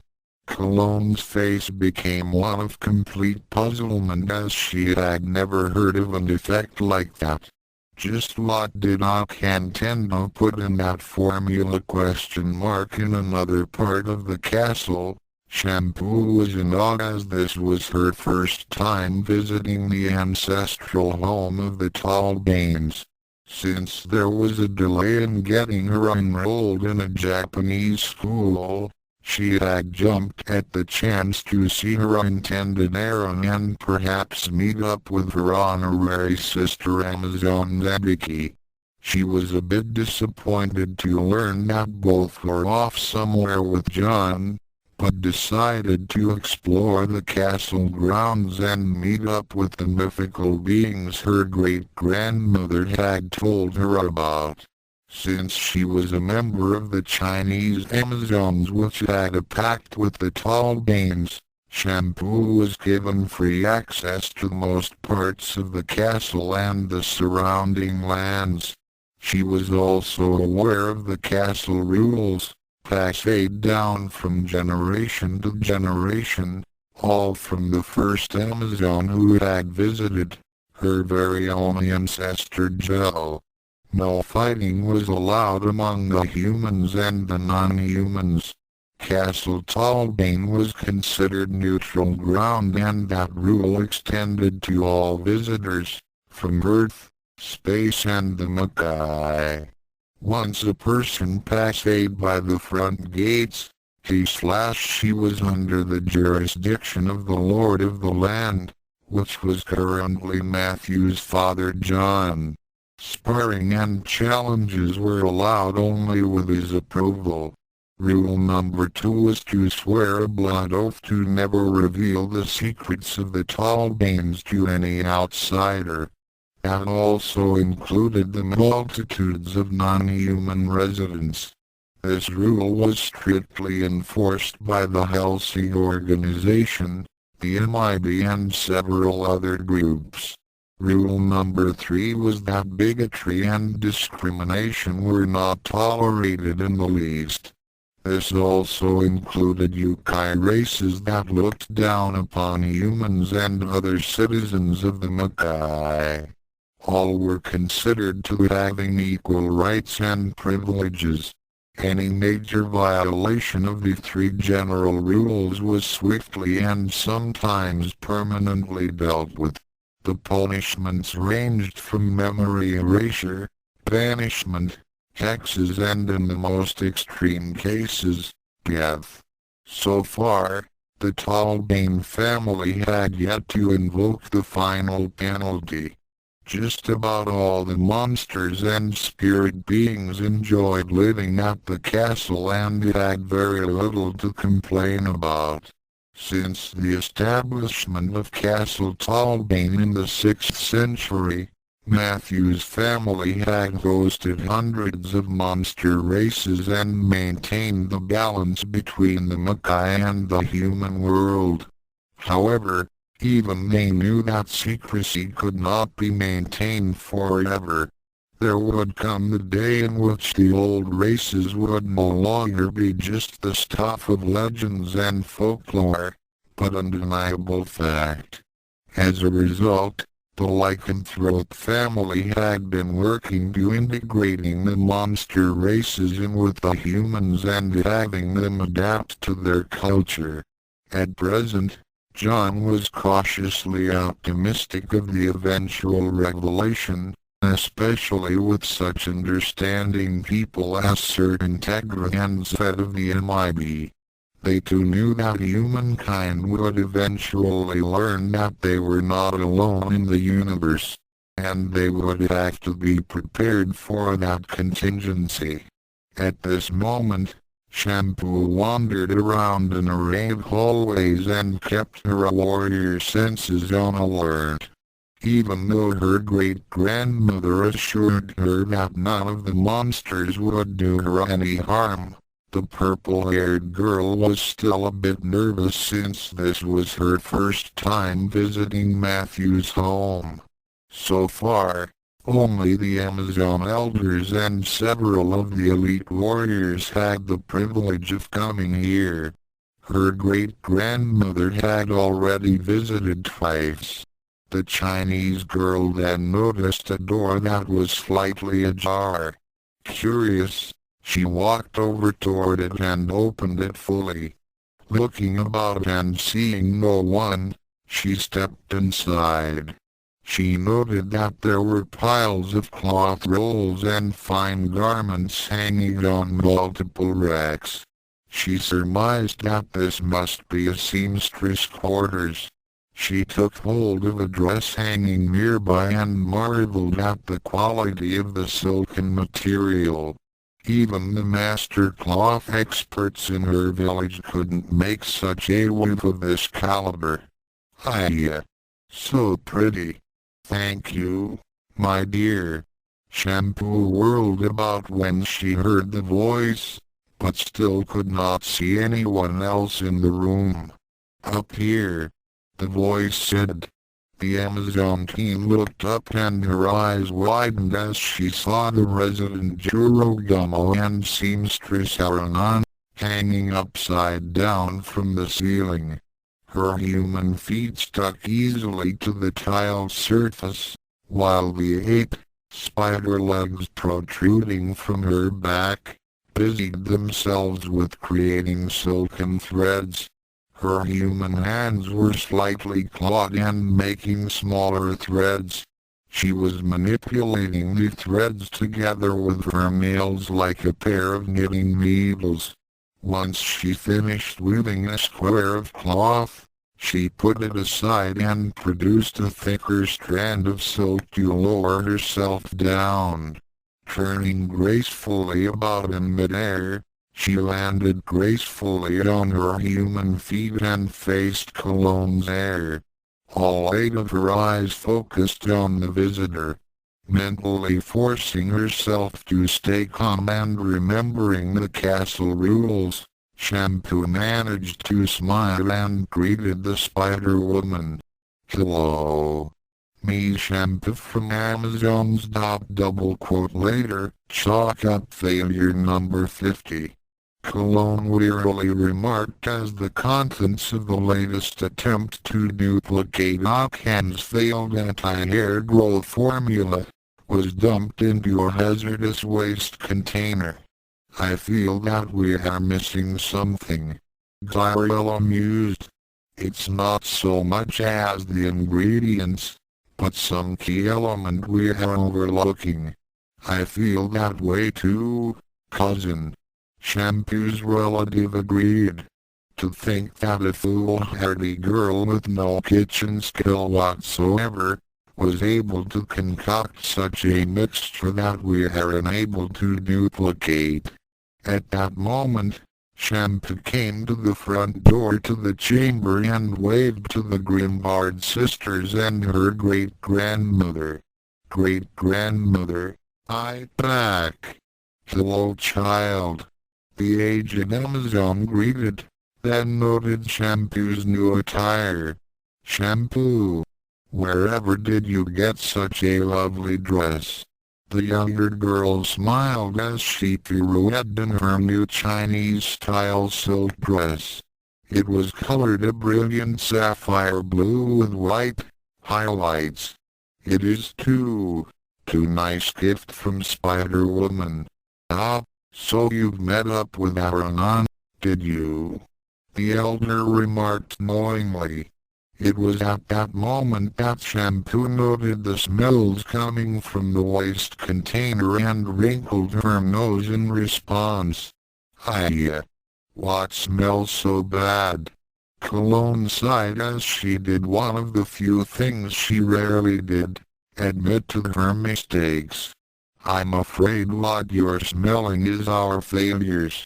We've been trying without success to copy the mistake that was made when you sent over that recipe for our tribe's anti-hair growth formula. Shampoo no understand. Wife sister Nebiki no follow recipe like Shampoo write down. It wasn't Nebiki who tried to make the formula. The elder corrected. It was her half-wit sister who thought she could improve on a recipe that has worked flawlessly for centuries. Right now, Nebiki's family and a guest are afflicted with some strange stench that they cannot get rid of. What do you smell like? Think of the most wonderful smell you've ever encountered, and combine it with one that you hate the most. It seems to be different for every person. Hiya. That no sound like bad cooking. Sound more like curse. At that moment, Carol snapped her withered fingers in realization. That's it. Why didn't we think of that before? What do you mean, sister? Tiseli asked. Think about it. Now I can see an explosion by mixing the wrong components. However, even with the ingredients that were provided and whatever regular items that foolish Tendo girl added, there is no possible way she could have created such an unorthodox side effect, unless she had some kind of magical catalyst. Ah, I see where you're going, Carol. Gabriella remarked. So even if we did manage to duplicate the exact mixture, it still wouldn't have worked unless the conditions were identical. So what kind of supernatural catalyst are we lacking? All the females present went silent in deep thought for a long while, before the youngest of the Grimbard sisters had a revelation. Since this happened at the Tendo home, wouldn't it be logical to assume that something in that area would have affected the formula? Perhaps a nearby line? It's possible. Cologne agreed. Japan does have quite a few concentrations of lines. A sudden chemical explosion would cause a disruption in the mystical alignment of the surrounding auras of the individuals, Gabriella continued. Added with the unusual ingredients, would result in a botched formula that clings to the personal aura, Carol mused, which frequently flares up, causing a random mixture of smells. Tiseli concluded by smacking her right fist into her left palm. Shampoo took on a bit of a confused expression. So Shampoo is right? Is really curse? Innocence, yes. The oldest Grimbard witch exclaimed. I can scarcely believe it myself. But that fool girl somehow managed to cast a very primitive hex upon herself and her family. That also explains why her older sister isn't affected. The middle Grimbard added. She managed to avoid being caught in the explosion, therefore that botched formula didn't adhere to her personal aura. Good grief, what a mess. Shampoo's great-grandmother shook her head in disbelief. How could anyone be that careless? Great-grandmother and cousins can cure now? Shampoo asked. Not at the moment. Carol commented. We know now that we should be looking for a counterspell rather than an antidote. Problem is that finding the right spell to undo this hex is still going to take a while. At least we're not going in the right direction. Tiseli commented as she pulled out an ancient and thick tome from a nearby bookshelf. She then started to leaf through it as she searched for the proper counterspell. Hopefully we won't run into any more potential problems. Her oldest sister remarked back in the Atlantic Ocean, Dad, I think we may have a problem. What is it? John asked as he and his son were once again jointly piloting the sub. It had been 3 hours since their underwater journey began and they were about halfway to Atlantis. After having lunch in the galley, Nebiki and Kalasei had decided to take a nap in the guest quarters. Soma is picking up something on the surface. It's pretty big. Let's have a look. The elder werewolf said as he brought up an enhanced image of the object. Looks like we've got ourselves a destroyer up there. It's probably on maneuvers or something. Judging from the radio chatter I'm picking up it sounds like it's Russian. Russian? Matthew repeated while grinning, then switched dialects. So comrade? No can see us down here. John chuckled in response. Like Mandarin and Cantonese, Matthew's mastery of Russian was broken but passable. At the very least, his son had a decent grasp of several different dialects, which was more than one can say about his former father Genma. He made a note to thank his son's language teacher when they get back to the castle. He then responded in kind. No, my son, I do not think so. The orichalcum hull absorbs sonar and radar waves instead of reflecting them, so we cannot be detected. Okay, no. What is it? Barb no Agorichalcum. John realized his son was right and pinched the bridge of his nose with his left hand. One right parenthesis up on the surface, the Russian destroyer named the Vice Admiral Kulikov, was just going through its shakedown cruise after its refit, when the sonar operator exclaimed that there was something huge was moving below them. When the captain saw that the object was more than 200 feet in length, he immediately assumed the worst and ordered depth charges to be launched. There was no way even a blue whale could be that big, so it couldn't be anything but an enemy sub. In less than 20 seconds, a pair of RBU-6000 anti-submarine rocket launchers fired off their payloads, sending 2 dozen unwitted depth charges into the water. The explosive devices detonated deep below the surface, causing massive shockwaves to ripple through the depths. A normal sub would have collapsed under such a pounding.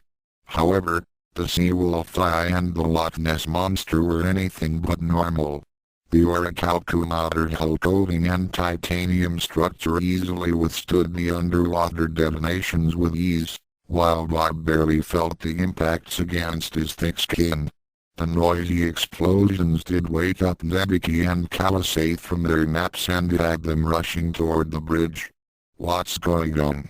Calisay demanded as the craft shuddered slightly from the attack. "We seem to have caught the attention of a Russian destroyer," John replied. "Or rather, Bob seems to have caught their attention on their sonar screens. I guess he appears to them as an enemy missile sub. They're dropping depth charges at us," Nebiki exclaimed as she saw through an observation window a device sink past them and exploded. "Don't worry, Nabs," Matthew assured her. "Those things won't even come close to scratching the hull." He then addressed his father.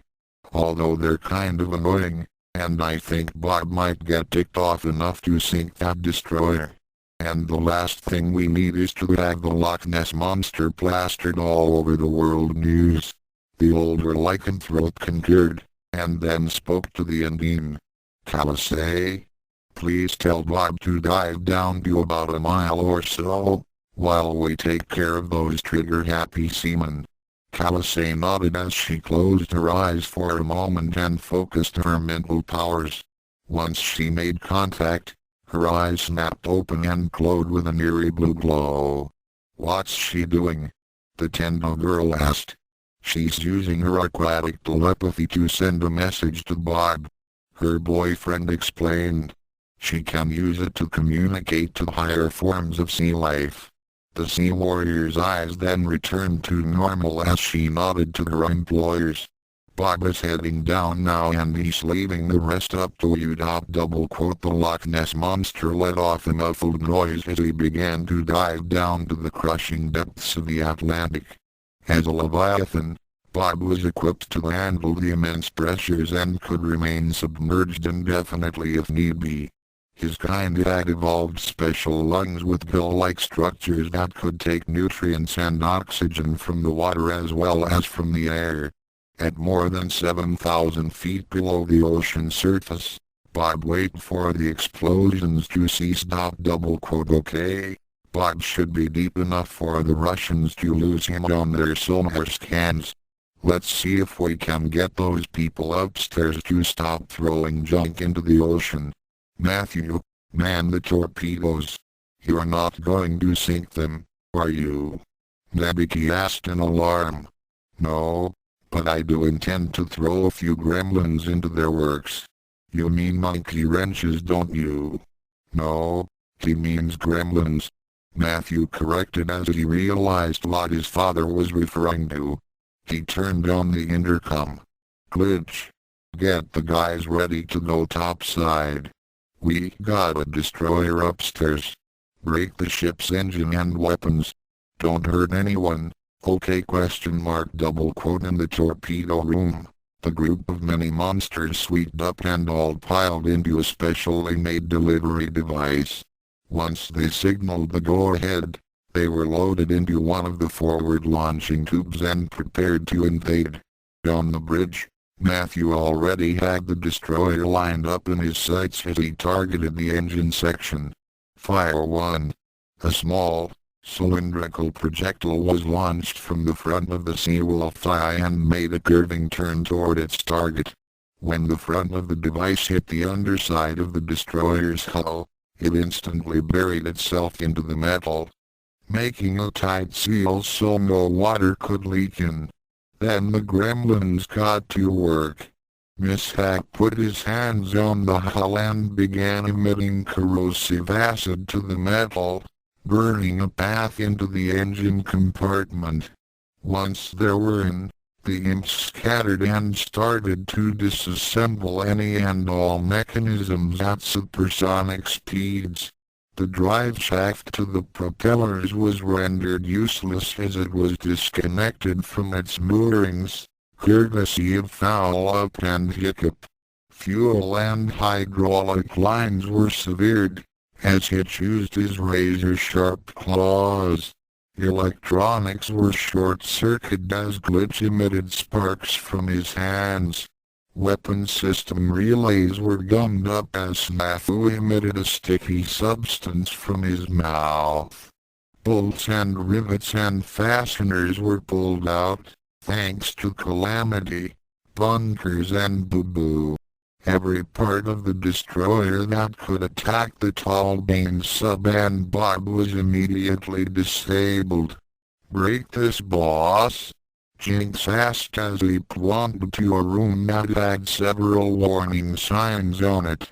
Glitch looked up and winced as he noticed the flammable and explosive symbols on it. He especially didn't like that yellow symbol with 3 triangles on it. "No, break that. We'll break this. Finish up. Go back quick." In less than half a minute, the Vice Admiral Kulikov was reduced to a harmless hulk drifting in the water. When the security teams came down to investigate, they were in a state of shock to see their massive engine in pieces. There was no sign of the perpetrators as they had already jumped ship and swam back to the Seawolf Eye. The crew would later be rescued as the gremlins had not disabled their communication systems, thereby allowing them to send out a distress signal. However, not a single one of them could explain why their engine and weapon systems suddenly fell apart. All gremlins present and accounted for. Ned announced as he received word that the last of the imps had gone through the airlock. John nodded as he set the coordinates for the final leg of the journey to Atlantis. Behind them, Bob swam at a leisurely pace. Back in Japan, in certain cave deep in the mountains, the seals on the boulder began to darken and disintegrate. Then the massive stone developed a crack down its center. After a long while, the crack traveled down the diameter of the boulder and split it in two. The greatest evil in all of Japan had just been released. The ocean, "What is this place?"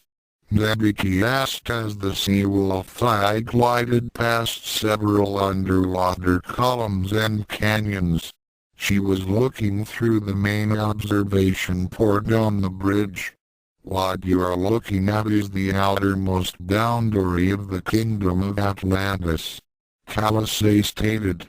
"The main entranceway is located in a hidden crevasse that even deeper than the Marianas Trench. Fortunately, Seawolf 1 and 2 can dive to that depth," John stated as he piloted the sub into an increasingly narrow channel. Bob followed behind and above them. The middle Tendo girl gazed in awe at the multitudes of shipwrecks that littered the seascape. There are a lot of old ships out there, from just about every era by the looks of it. "That's right," the Indian warrior confirmed. Over the centuries, there had been countless attempts to find Atlantis and its untold riches and knowledge, but none had ever succeeded until a few years ago. The Tallbanes were the first non-merfolk to ever visit. "And you, Miss Tenbos, shall be the first non-Tallbane to visit." Nebiki gazed upon the seascape with wonder, and then noticed several large shapes swimming nearby. At first she thought it was Bob, but then saw that the newcomers were even larger than the Loch Ness Monster. Like Scotland's legend, the beasts resembled lizards, but had flippers and fins, rather than limbs. Each had a long neck and tail and resembled dinosaurs. "Are those?" "That's right, Nabs," Matthew affirmed. Meet the Leviathans.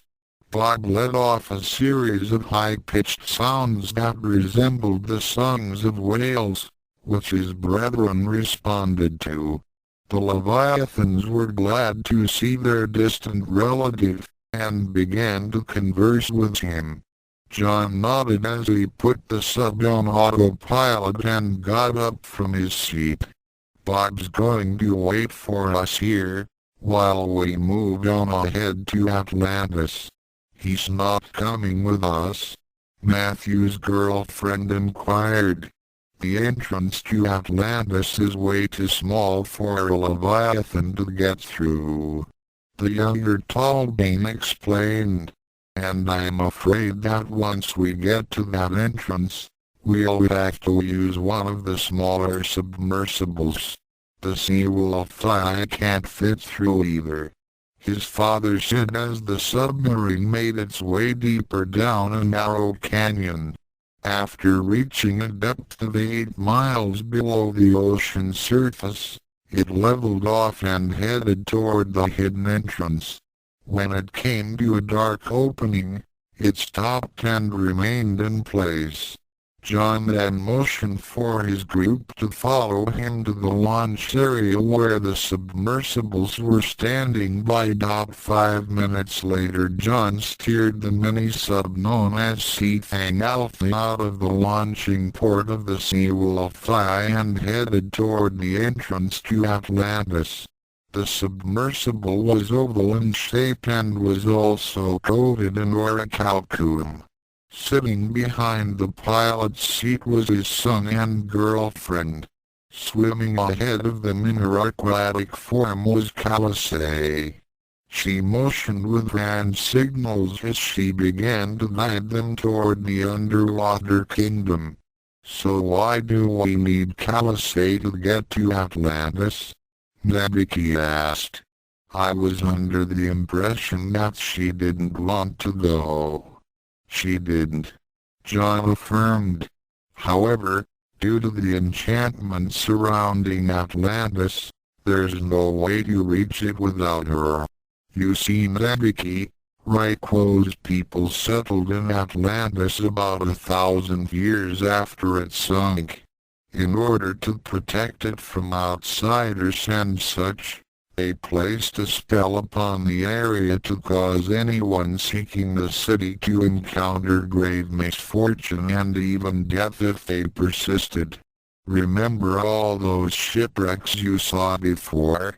Those unfortunate souls met their ends when they neared the boundaries. So the reason why we didn't meet the same fate was because the spell will not affect a child of Poseidon. In other words, our resident Undine Calisay. However, there is another reason. To further protect themselves, the merfolk of Atlantis created a maze of underwater tunnels and caverns, which fool even the most advanced sonar devices. However, Calisay's underwater telepathy and senses are more acute than any machine. That's why she's our guide to Atlantis. Nebiki nodded as they continued to follow the Undine through the mind-boggling turns and twists of the maze. After an undetermined amount of time, they finally came to a large exit hole, and found themselves at the front gates of the mythical kingdom itself. Atlantis! And Japan grumbled as she continued to break some logs for the evening fire.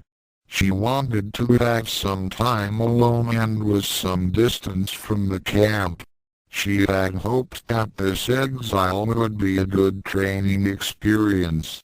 However, her father and Genma seemed to be content just to play shogi all day long and drink sake all night long. They didn't seem to care that they were banished from Nirima, especially after being told by Kasumi that the Talbane family had made a large deposit into the bank account. They simply maintained that their unnatural odor would eventually wear off and they would return back home soon enough. Neko-ken shook her head in disgust and was about to chop another log in half when a couple of terrified screams was heard from the camp. "Hey, no, not you. Anybody but you. It cannot be. You are dead. You can't be alive." Soon's daughter dropped what she was doing and made a beeline for the camp. When she got to the area, she found the Talbane maids cowering behind the two bodyguards and Kasumi. In front of them were the beaten and battered forms of her father and Genma. Standing on top of the fat panda's rump was a very angry and wrinkled dwarf in a purple GI. Enter Hako's eyes. To be continued. Author's notes. In the next chapter, we'll meet with Raiko and his attempts to get Kalase as his bride, while the Talbanes and Nebiki try to find the next medallion piece. As for Hako's eyes, well, let's just say that Soon and Janma's vacation is definitely over. See you then. One good grief. In Russian * Chapter 18 * Chapter 17, World Tour Part 6. The Beast Within. Disclaimer: Ranma, Darkstalkers and all other characters mentioned in this story belong to their respective creators, so go bother them. Thoughts spoken in Mandarin/Cantonese. Chapter 17 World Tour Part 6 Challenge of the Deep. Nebiki could only stare in total amazement as she was the first human, technically a secondary lycanthrope, to visit the kingdom of Atlantis in over 10,000 years. Though it was mostly in ruins since the earthquake that wiped out nearly the entire populace of Raiko's race, it was still quite magnificent. The buildings seemed to be a combination of natural rock and coral formations, which glittered like gemstones as they were illuminated by several crystalline structures that gave off their own light. The main capital city of Aquarius was about the size of Tokyo as Seathang Alpha made its way toward the royal palace where the kingdom's only inhabitant dwelled. Swimming ahead of the mini-sub, Kalase the Indian was not looking forward to meeting with King Raiko Aulbath. If she had a choice, she would rather pick the barnacles off Bob's backside than spend a single minute alone with that pompous merman. Her tribe of Indians favored true strength and honor, which was the main reason why they respected the Talbanes. Raiko, however, had a very big ego. He considered himself the most beautiful of Poseidon's creatures, which meant that he deserved nothing less but the best. During her first visit, Kalase had to fight off several dozens of his advances and told him repeatedly that she wanted nothing to do with him, let alone agree to become his queen. The merman proved to be quite stubborn and she knew that he hadn't given up on her. In the mini-sub, Nebiki discussed with Matthew and his father about the upcoming meeting with the ruler of Atlantis. "So are you certain that the medallion fragment is here in Atlantis?" Matthew nodded as he took out the incomplete object in question. The artifact glowed with an eerie light, indicating that a part of it was in the vicinity. "Hopefully we'll be able to find it without any trouble," John commented. "But since it happens to be here in Atlantis, we're going to need Raiko's permission to search for it. So what's this Raiko like? I mean, why does Kalase hate him so much?" Kasumi's sister asked. John's son activated a nearby console and pulled up the file on the last survivor of Atlantis. His full name is Albath, and he was elected as the ruler of Atlantis by his people some 5 years ago. You see, Nabs, unlike most royalty, a king of Atlantis isn't born into the position. He's actually elected by the people every few years. You might say that it's one of the earliest forms of democracy. Indeed. His father commented. Raiko had only started his rule when a sequate devastated Atlantis and killed nearly all of the merfolk living here. Personally, I really don't blame him for wanting to rebuild his civilization and regenerate his species, but he's going to have to find another way than trying to force Kalisei into being his new queen. He can't really be that bad, can he? Nabiki inquired. He is that bad and then some. Matthew confirmed. You remember how Moose was with Shampoo in China? Matthew's girlfriend groaned as she remembered how foolhardy Moose was, trying to impress Shampoo by attacking a Deathwing's foot with a duck-shaped training potty. Then she also recalled how ticked off Akan was when Kuno made that stupid declaration to defeat her in battle in order to date her. Oh yes, she could understand Kalisei's anger over a persistent sweeter who couldn't take a hint and take a hike. So what does he look like? Herbo brought up an image of Raiko on his console. After gazing upon Raiko's looks for a minute, she did several double takes between the image and Kalisei, who was swimming out in front of them. She then gave her boyfriend a questioning look. Matthew nodded as he responded to her unspoken question. Raiko and Kalisei come from different species of merfolk. They may be children of Poseidon, but that doesn't necessarily mean that they're compatible. I think it's because of Raiko being so lonely for the last 5 years. Matthew's father added. Being the last of his kind is a scary thought. I suppose his loneliness is overriding his better judgment. I've also done the research. Raiko and Kalisei's species are like horses and donkeys. Horses and donkeys? Nabiki repeated in confusion. When you cross a horse with a donkey, what do you get? Matthew asked. You get a mule. So what does? The middle Tendo girl then realized what the tall Danes were getting at. Oh, I get it. If Raiko and Kalisei have any children, then they're going to be like mules. They'll be sterile. And that's another reason why Kalisei doesn't want to marry Raiko. And if Raiko wants to propagate his race, he'd be better off giving up on her and try to find someone else. John said. A female of his own kind would be the best match. A Nereid might be able to do the job as well. Good luck on trying to change his mind. The younger werewolf commented.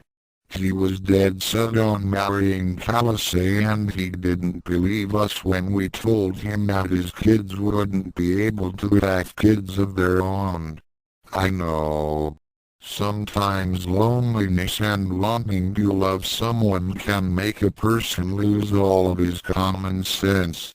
But we have another chance to convince him otherwise and maybe even help him. We're just going to have to wait and see. At that point, Kalisei signaled to the mini-sub and pointed to a very large structure, which was the main palace. She then led the group toward a nearby entry port. Things were about to get complicated. In Japan, Akan couldn't believe how complicated things had gotten. Who was this wrinkled little gnome, and why was her father and his friends so terrified of him? After beating the living daylights out of his former pupils, the one known as Hakozai took a long puff from his pipe as the heads of the Tenbos and Sodoms groveled in front of him.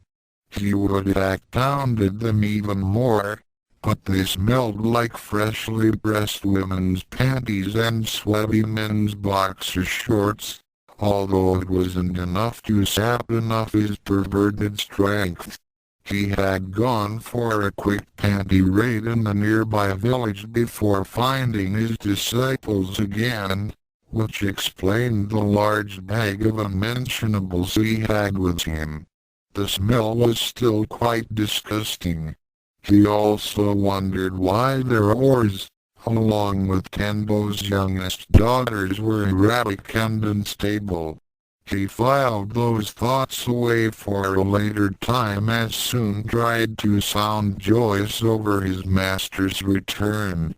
Master, I am so happy to see that you are alive and save Tendo.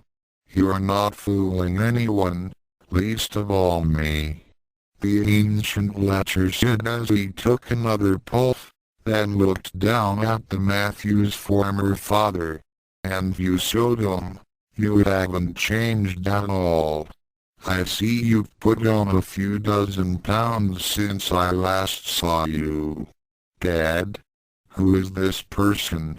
Oh my. Kasumi remarked. Behind her, the two bodyguards and the tall Bane maid stood by in confusion and revulsion. Compared to this little human troll, the yokai at Castle Tallbane were preferable company.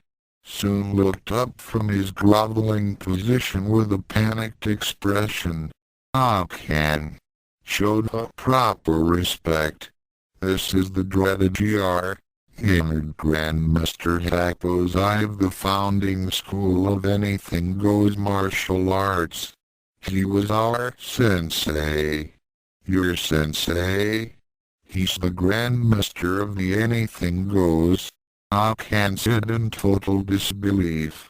Hakozai nimbly jumped over his disciples to stand in front of the youngest Tendo.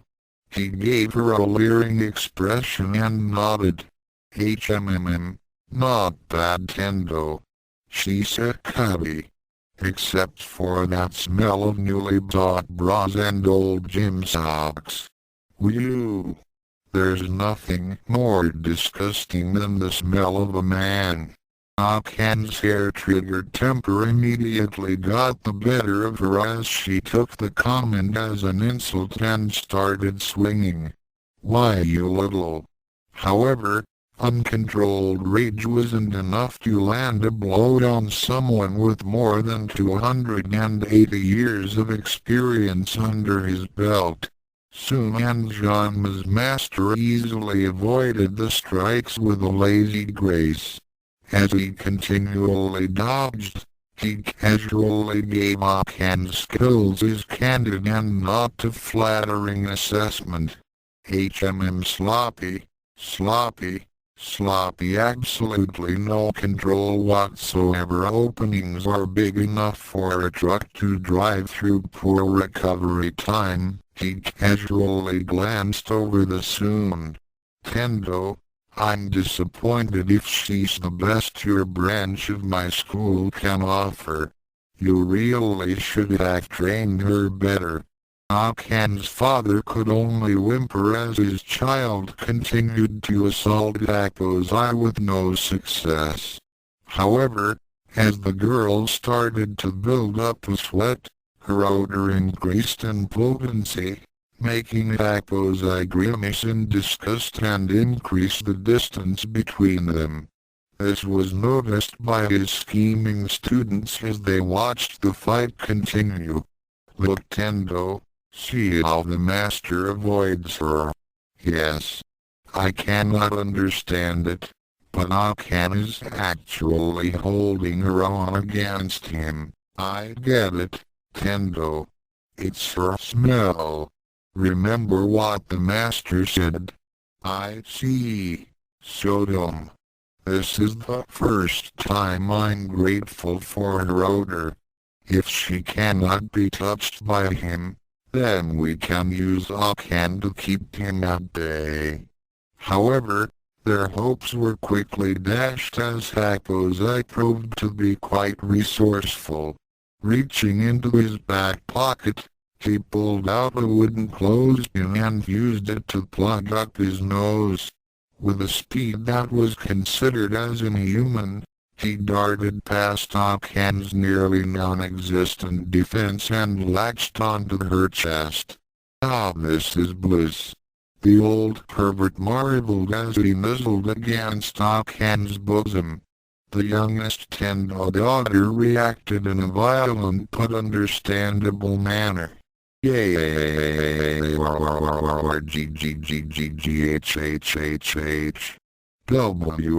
boom. Akan sent her molester skyward with an uppercut that would have shattered concrete. She stood panting and in state of total distress. At that disgusting little toad. Ugh. Gross. He touched my chest. As soon as his friend quickly began packing up and prepared to leave the area before the master returned, the tall Bane staff moved off to one side as one of the bodyguards began dialing on a cell phone. In England, Castle Tallbane, this is head butler Dubroke speaking on. Hello Oscar. How are things with the Tendo clan in Japan? What? Taco's eyes? Are you certain? Yes, I do recall Master John telling me about him. I see. Well, for now, since we are still under orders to watch over the Tendo household, I suggest that you show him the Tallbane family crest. I am certain that he will not trouble you, once he realizes who I work for. Yes, keep me informed of any further developments. Goodbye. Meanwhile, a trio of witches from Salem and an Amazon elder were busy poring over several volumes of ancient texts. Cologne was especially impressed with the amount of magical lore her distant relatives possessed. I've been looking all over for the final ingredient to this spell. She pointed to a section of a thick tome. The Amazon archives are incomplete about this ritual. May I copy it? Tiseli looked over Cologne's shoulder at the section she was indicating and nodded. The elder was family after all. Shampoo's great-grandmother immediately produced an inkwell, a writing quill and a piece of parchment. She speedily jotted down the information and let the ink dry before rolling up the information and putting it away in her robes. She then went back to researching the counterspell needed to free the Tendos from their demonic stench. On the other side of the compound, Shampoo was getting acquainted with another resident of Castle Tallbane. So far, she had been enjoying her visit and had met with several non-human beings over the last few hours. This particular denizen had green, scaly, clawed hands and feet, thin like ears and a leathery tail protruding from the small of her back. Otherwise, she was more or less human with her brown, wavy hair tied up in a ponytail, blue eyes and a slender figure. Her name was Syndra, but her race known as the Reptiles, a species of lizardmen. Like the lizardmen, Sandra prided herself as a capable fighter and she wanted to meet with a natural Amazon warrior. Since no fighting was allowed at the castle, she instead invited Shampoo to train alongside her. Presently, both were in one of the practice gymnasiums and using swords. Like this, the warrior girl asked as she swung her scimitar about in a choppy motion. Sandra shook her head as she demonstrated with her broadsword. Mumber make more smooth. Like this. She made a circular maneuver with her weapon, and then ended with a sharp thrust. Oh, that is good move. Colonel remarked as she duplicated the technique. Where you learn it? Kalasei showed me. She top fighter at castle. Except for Talbians of course. Who Kalasei? Kalasei is an in, great underwater warrior. Pretty good on land too.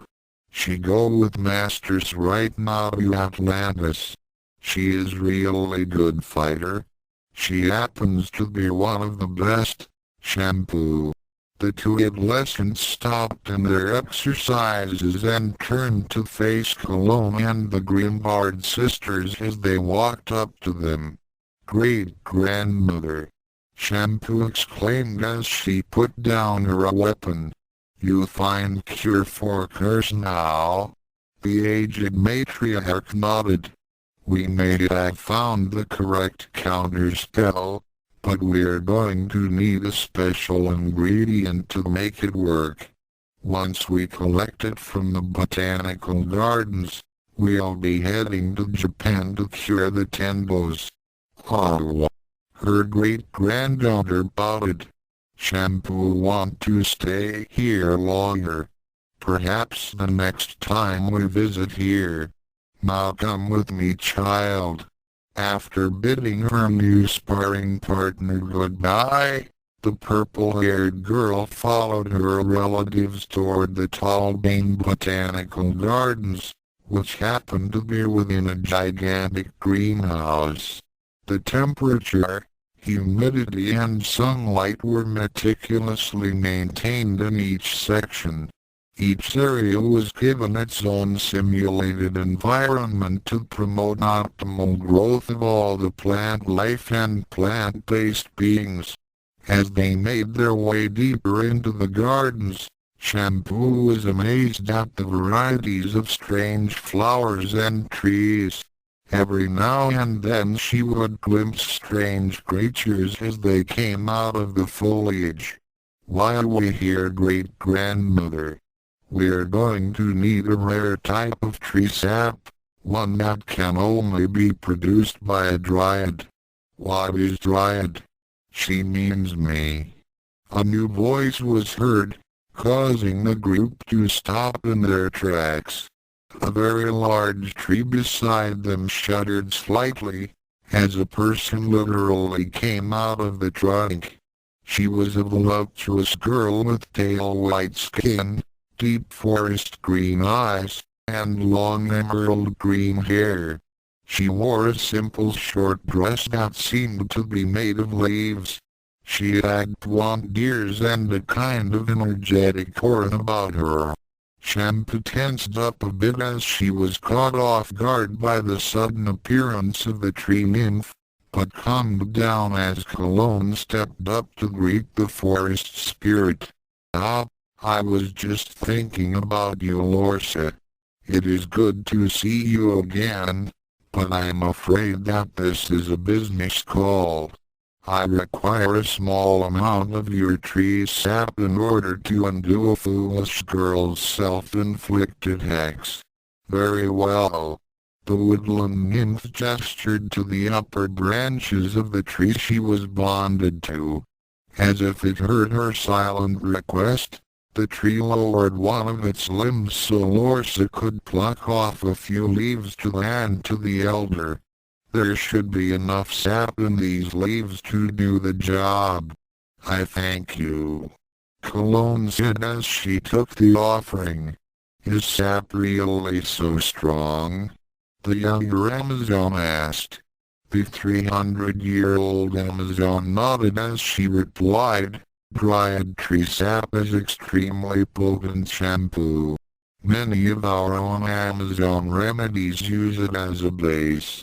A single drop can be diluted into 1,000 different potions. A key ingredient of the miracle hair growth shampoo is the tree sap of a dryad.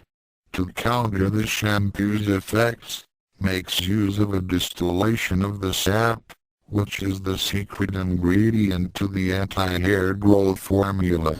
And we shall now use the sap to cure that botched hex of the Tenbos. Ah! Shampoo, get it. Good luck, my friends. Lorsa the Dryad said as she merged back into her tree and disappeared from sight. An hour later, after bidding farewell to their friends at the castle, both Amazons were flying in the Tallbane private jet on their way to Japan. Oh, Shampoo had lots of fun. So many old races. Indeed. Cologne agreed as she reclined in her seat. I've always enjoyed visiting that place. So who did you meet there? Shampoo started counting off her fingers. Meet up with Spider-Woman, Winged Man with very old things, Funny Frog Boy, Tiny Man with cane, Cousins with Great-Grandmother, Fighting Lizard Girl and Tree Girl. So you've met with Arana the Jurogummo, Grum the Gargoyle, Shinko the Kappa, Shama Soshia the Leprechaun, Syndra of the Reptiles and our Dryad friend Lorsa. Cologne's air nodded. Wanted to meet with Calasay but she no there. Say she is great fighter. She is for a fact. I pity anyone who challenges her. In Atlantis K-Boom. The ruler of the underwater kingdom groaned in pain as he was blasted through a wall and landed hard on his back. Bath was beginning to regret his rash challenge to Calasay for her hand in marriage. He had thought that he had finally found the means to have his bride. However, things didn't exactly turn out the way he wanted. Flashback to a few hours ago as the mini-sub came through the entrance port of the main palace and surfaced inside. Calasay came up and morphed her fishtail into a pair of legs. She also took out her collapsible battle staff and extended it to its full length. As she walked up the bank, the werewolves and their guest exited the Sea Fang Alpha and followed her. Inside the palace was relatively dry and had an atmosphere for them to breathe, but John was taking no chances. He put on a strange bracelet, then handed two more to his son and Nebiki. What are these? The middle Tendo girl asked as she put on the piece of jewelry. Matthew looked down at his own bracelet and nodded as he noted the blue-white stones embedded in it. These bracelets have aqua stones in them. They're from the Makai. Right. The elder werewolf affirmed. Werewolves can handle themselves on land, but this is Calasay's territory. She's at home in the ocean, and we're not. If for some reason we end up in the water, these bracelets will enable us to breathe and withstand the crushing pressure for about 2 hours before needing a recharge. But don't stay too long under. I'm not too sure if our hyper-recuperation abilities will be able to save you from drowning. Both teams nodded as the group continued toward the inner palace areas. Nebiki noted that the place was about the size of Castle Talbane and it had the remnants of past splendor about it. Gold and gemstones lined many surfaces and gave her surroundings a kind of opulent glow. However, after being with the Talbane family for so long, all that wealth just didn't interest her as much as it used to. Accumulating vast amounts of money wasn't all that important to her anymore.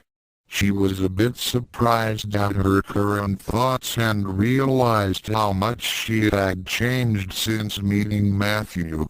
She then began to think that it was for the better that she had altered her line of thinking.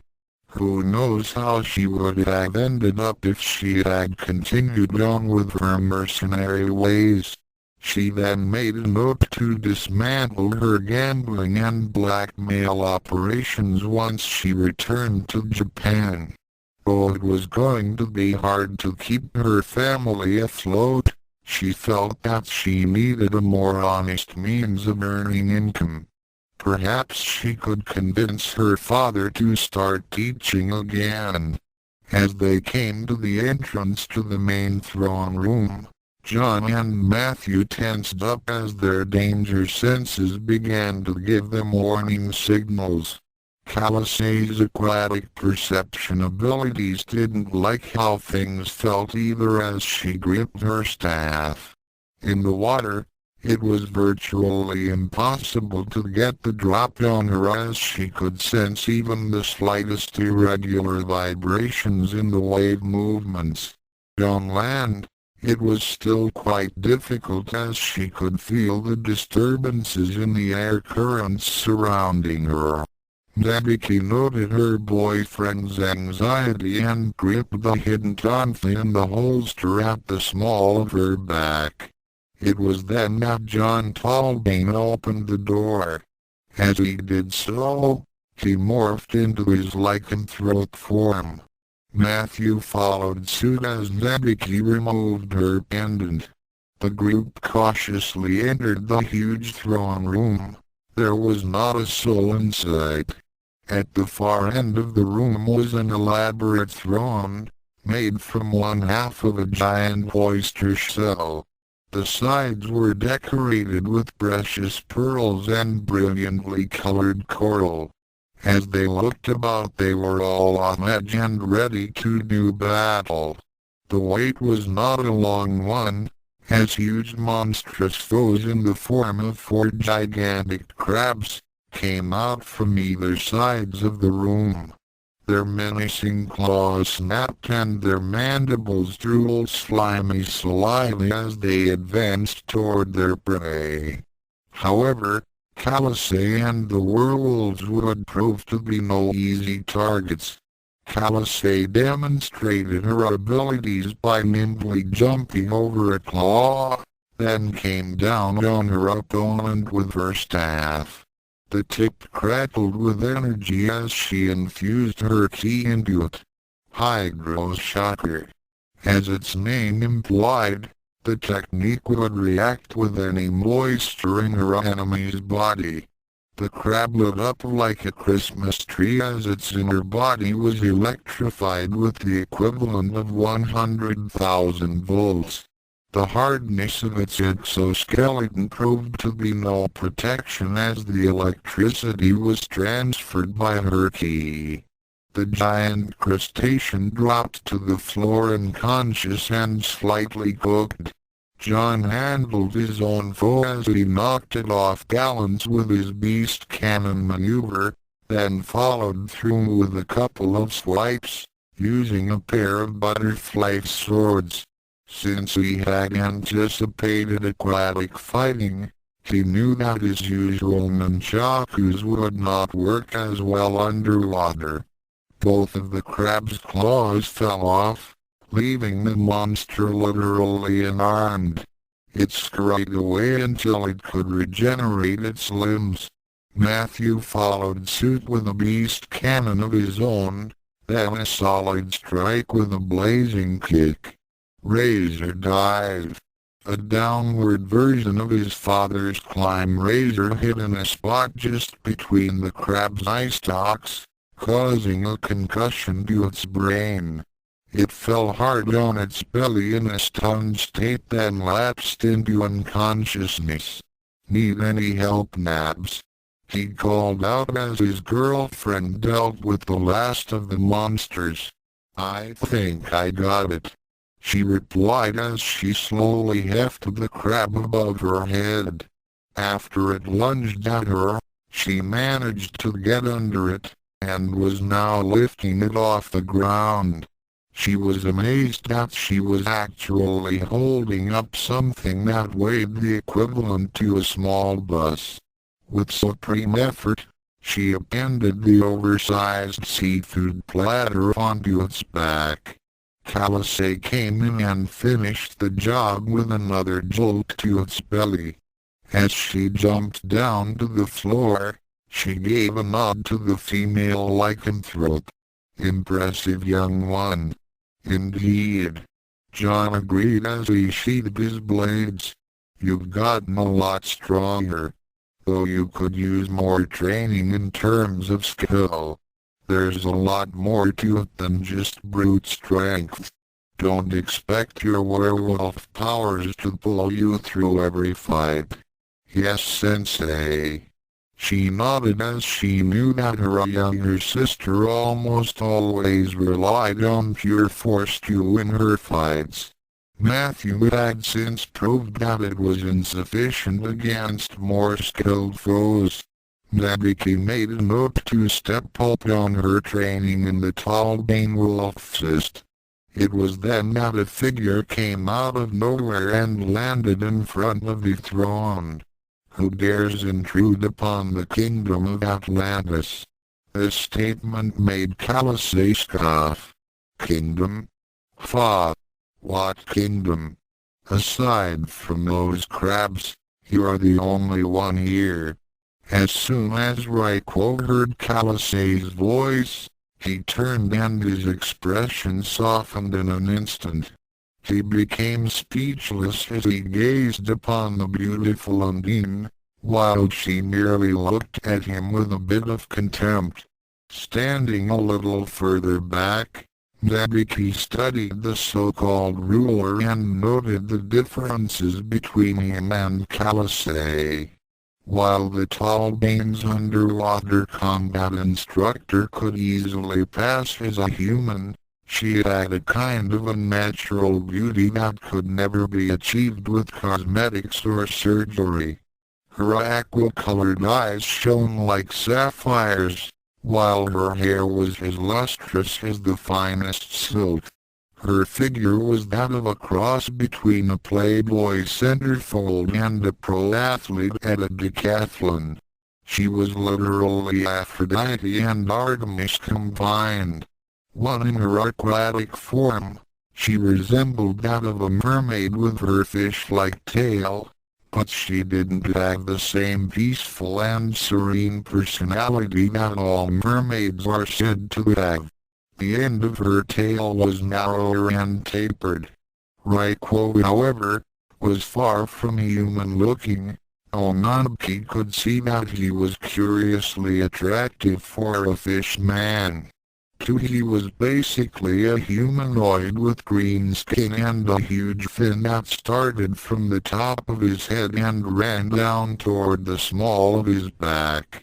He had webbed feet and hands, as well as fin-like structures where his eyebrows and ears were supposed to be.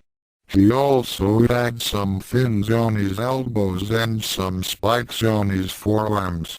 He wore a ceremonial necklace.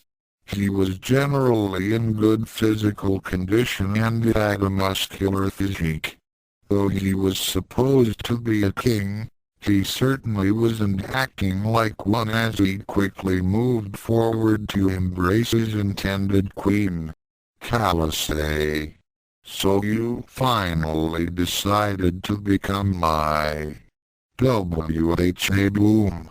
Both looked like a casual slap. Kalasei sent Raiko flying backward like a bullet shot out of a gun. He slammed into his throne with such force that it broke apart into fragments, just before his momentum was stopped by the far wall. He more than gazed at the sudden rebuff of his affections as he staggered back to his feet. Nabiki let off a low whistle and remarked, "Ouch. I don't think even Neko-ken could hit Kuno that hard." "Well, that's to be expected of Kalasei's people," John said. "Think about it. She comes from an environment of crushing water pressure. You either die or you develop superhuman strength to deal with it. It's about the same as living in a place of heavy gravity or constantly training with heavy weights. In any case, Raiko should count himself lucky that Kalasei pulled her punch that time." Matthew said. "That was pulling her punch?" his girlfriend asked incredulously. "If she had put her full strength into it, Raiko would have been on the other side of Atlantis by now. I'm just glad she didn't break the necklace he was wearing. We need it." Nabiki focused in on the piece of jewelry the merman was wearing and gasped as she saw the center of the necklace. "Oh my god! That's the fragment that we're looking for. And unfortunately, it's part of the royal seal of Atlantis," John surmised. "I have a feeling that it's going to be harder to get this piece later, so let me understand," Raiko said with his hands clasped behind his back. He was on the main observatory balcony of the palace and looking over the seascape. Behind him was Kalasei as she stood with her staff held in her right hand. John was also there as well. Matthew and Nabiki waited in the throne room. "You're asking for the royal seal of Atlantis because it contains a fragment of an ancient medallion that you need. That's about the long and short of it," the elder Talbane confirmed. "You realize that you are asking that I give you one of the most precious treasures of Atlantis, which has been passed down through our long lines of kings to me. I am willing to pay any amount you want for it." "Fa!" the merman scoffed. "Money has no interest to me. If I were to give up such a precious heirloom to my people, then I would require something more substantial in return for it." He turned about and focused his gaze upon Kalasei.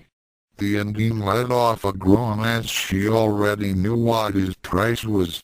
"Oh no. Not in a billion years." John also sighed tiredly. "Raiko, we've been through this before. Now I know how much you want to rebuild Atlantis and save your species, but you can't do it with Kalasei. I've had experts in the Makai and MIB look over your genetic compatibility, and it's impossible. You don't know that for certain." Raiko shot back as he pointed an accusing finger at the werewolf.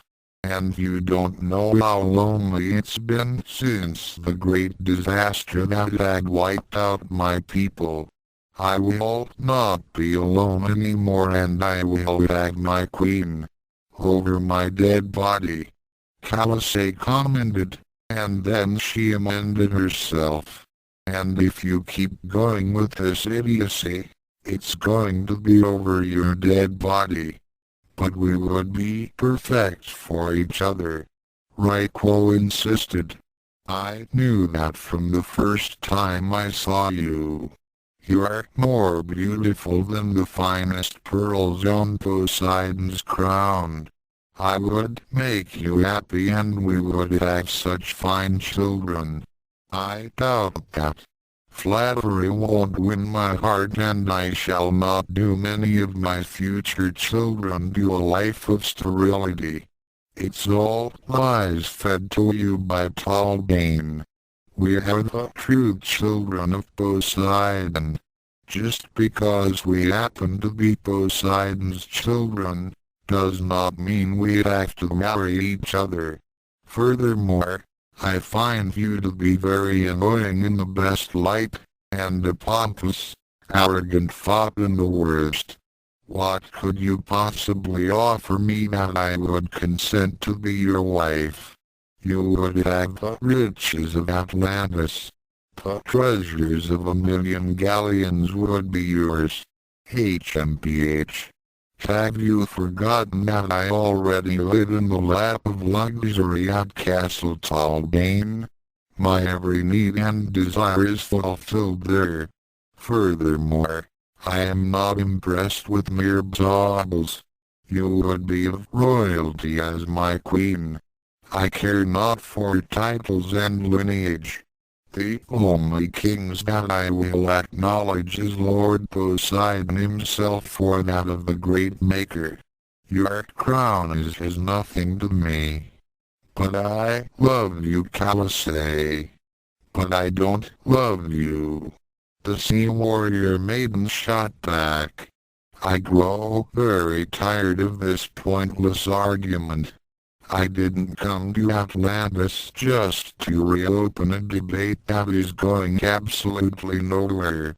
I, too, grow weary of your refusal to see our destiny together, so let us settle this once and for all. Raiko said with finality. What are you saying?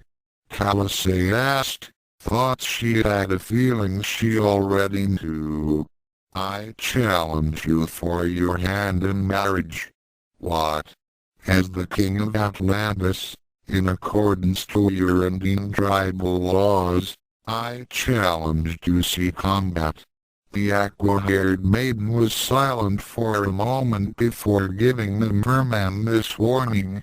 Do not make the request so easily, King Raiko. You may not live long enough to regret it. Do you accept my challenge, or do you accept the disgrace in front of Lord Poseidon? If I win, you will agree to be my bride. If I lose, then you may have the medallion fragment.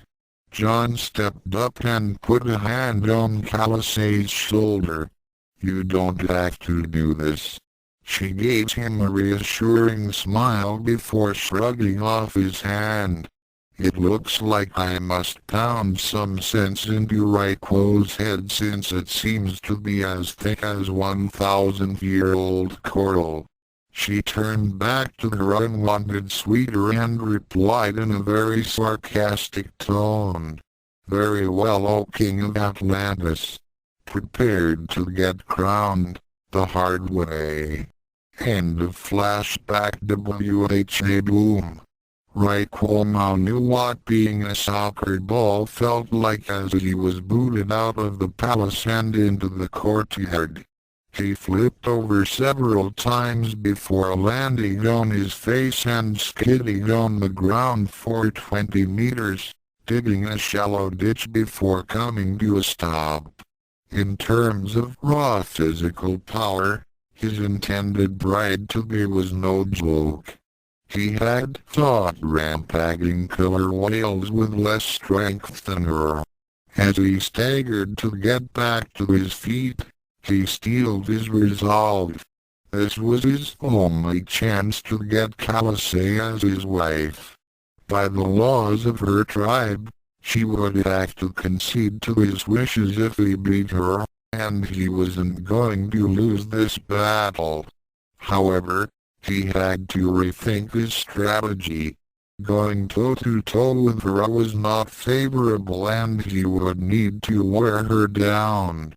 As Callice closed in for some more close combat, Raiko leaned back as several large pores in his torso opened up, sending out streams of noxious smoke into her face. She coughed and backed off as her eyes stung. The merman pressed his attack and let loose with a piercing sonic shriek. The Indian winced as her hearing and sense of balance was put off. Her opponent charged in to finish the fight quickly and claim his mate. However, the aqua-haired girl was not the tall Bane's underwater combat instructor for nothing, as she focused her ki and let it out in an aura of pure electricity. As soon as Raiko touched her, he let off a howl of pain as the voltage ran through him and nearly fried him to a cinder. He went sprawling as Kalasei regained her balance and her vision cleared. In addition to keeping her foe at bay, the technique also cleared her system of the effects of his poison gas attack. Where did she learn that technique? Matthew asked as he, his girlfriend and his father watched the battle from the balcony of the palace. She told me that she learned to convert her ki into high amounts of electricity after meeting some wild man in Brazil. John replied. She was cruising down the Amazon River at the time. Apparently it mimics the ability of the electric eel. There's some wild man in Brazil? Nebiki inquired. Yes. Tall Bane nodded. I believe his name was Jimmy, but the locals called him Blanca. The trio went back to watching the battle. Back in Japan, Zed pondered deep in thought at his desk, as he was given the latest reports at the Japanese headquarters of the MIB. So far, the mysterious force that had devastated several alien systems was still too far to be any threat to the Earth, but the organization's deep space observation stations were keeping a close watch on the thing that was making mincemeat out of whole space armadas. Long-range scanners couldn't penetrate its outer energy fields, and space probes disintegrated before they got within 50 kilometers of it. The head of the secret organization didn't like having zero information about a potential alien threat to the Earth, which went against everything the MIB stood for. But all he could at this point was to wait and see what horrors humankind would encounter when it finally arrived. At the Tokyo airport, Shampoo and Cologne stepped off the private Tall Bane jet and took their first steps onto Japanese soil. As the Chinese Amazons were led toward customs by their host staff, they conversed in their native tongue. So where are we going now? Shampoo asked. After we settle up with customs, we're going to get settled in. I've already purchased a small property where we can start a business. I was thinking along the lines of a Chinese restaurant. The elder mused as she hopped on her cane. We're not going back to the village after we finish with the tendos. Mumbo, remember that we have to get you enrolled in school, and I figured that we could do that after we cure the Tendo family.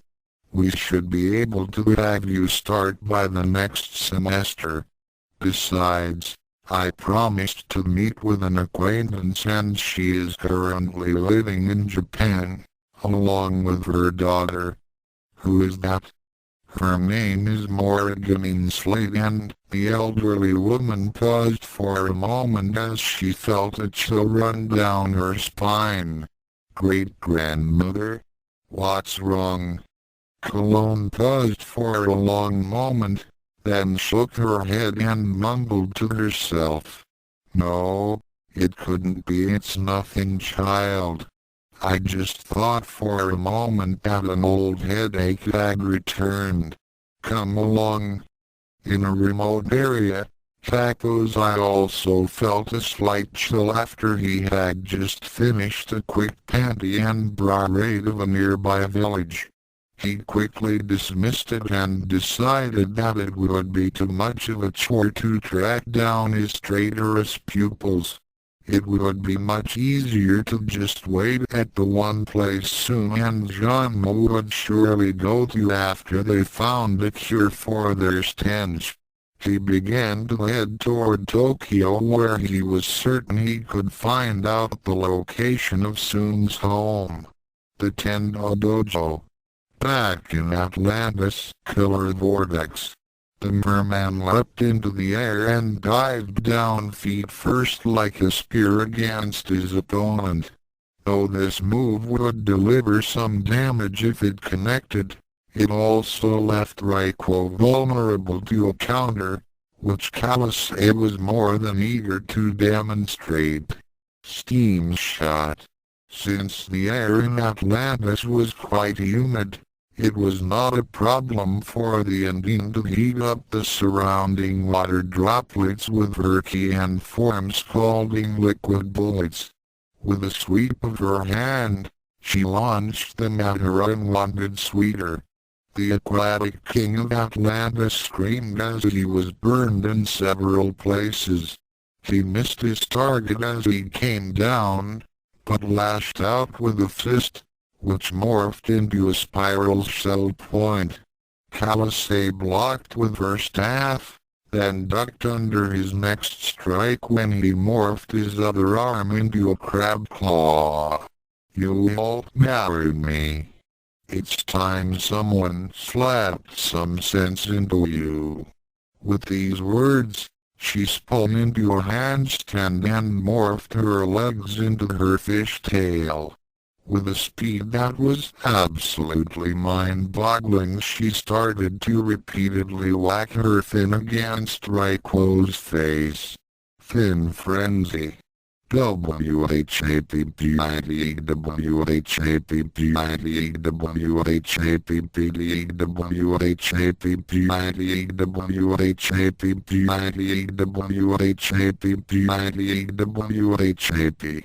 John snickered as the high and mighty king was slapped about comically in the face.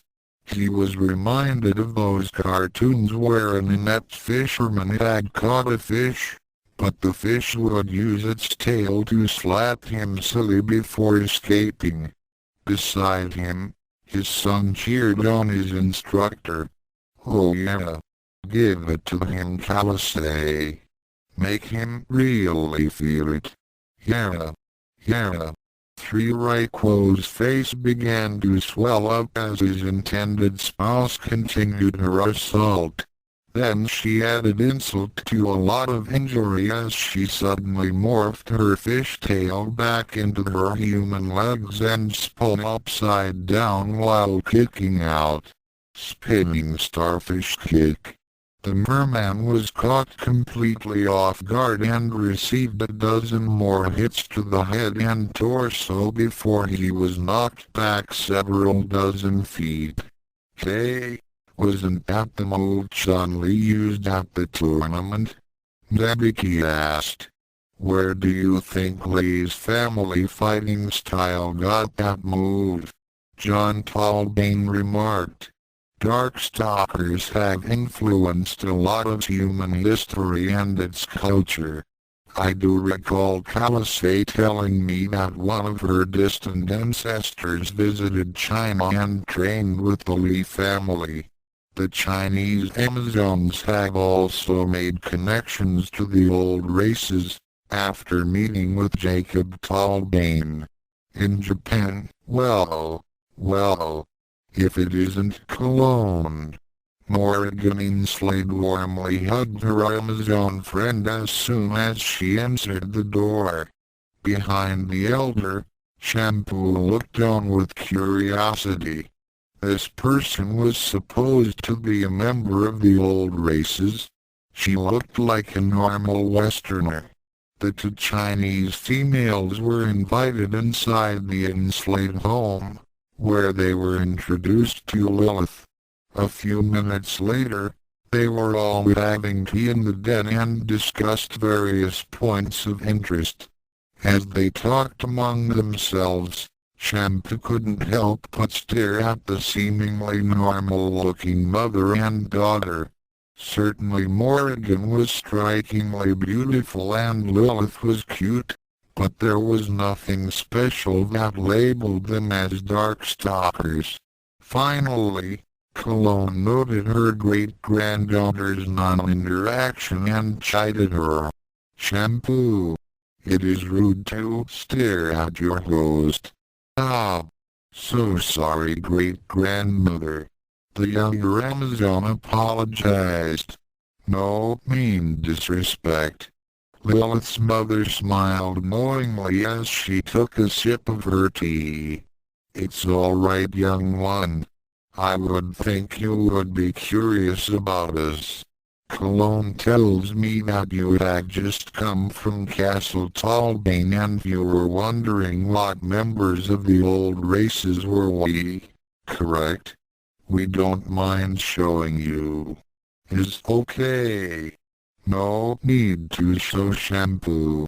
I feel like spreading my wings anyway. With a nod to Lilith, they dropped their human disguises and let the Amazons see their true forms. Mystical energy emanated from both of the succubi as they displayed their bat wings and supernatural oars. The purple-haired girl gazed in amazement at the two denizens of the Makai, then addressed Cologne, great-grandmother. The elder nodded and explained. Morrigan and Lilith are called succubi. They happen to be quite powerful and masters at seduction. A lot of our Amazon love potions and aphrodisiacs have the enslaved name on them. Indeed. Morrigan affirmed as she reclined a bit on the sofa and crossed her legs. As much I enjoyed catching up with you, I have a feeling that you are not here in Japan just to connect with an old friend. You know me very well, Morrigan. Cologne admitted. Actually, our main business is get Shampoo enrolled in school here and to cure a certain family of a demonic stench. You mean the Tendo family? Lilith asked. They're not here. What? Cologne asked in surprise. The entire neighborhood couldn't stand their smell anymore, so the city council had them exiled from Tokyo. The man got best of theirs. The younger succubus explained. Morrigan nodded. John Talbane had a few of his staff go with them to look after their needs, but we haven't heard from them for a while. Last time they were in contact, they were somewhere deep in an area near Maebashi, I think. Where they are now, your guess is as good as mine. Shampoo's great-grandmother let off a sigh and shook her head. That's quite a ways out. It's going to take a while to find them. Too bad John and his son aren't here. Werewolves are the world's best trackers. As they continued to discuss how to find the missing Tenbos and Genma, Cologne got another chill down her spine and wondered why she had this feeling of dread. At the Tendo home I shook off the sudden chill down his spine as he broke into Soon Tenbo's liquor cabinet. He smiled as he took out an elaborate bottle. Ooh, imported French wine. Wonder how Tendo managed to score this kind of quality booze. Popping the cork, he greedily chugged down the contents as he waited for the house's occupants to return. He then started to go through the premier Chinese rice wine and other alcohols that Nebiki had sent to her father. He was a bit tipsy when a certain someone found his way back to the Tendo home. Finally, I made it back, Ranma said as he came through the front door and walked down the hallway. When he saw the perverted Grandmaster of the Anything Goes in a drunken stupor, he immediately thought he had come across a burglar. Hey! Who are you? What are you doing? The little gnome turned to look at the newcomer, shrugged and waved him off. Ah, go away and let me enjoy my hooch.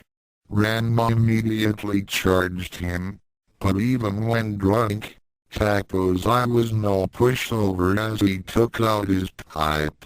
Only when he was passed out was he an easy target, and that was the only time Sun and Genma had the chance to lock him away.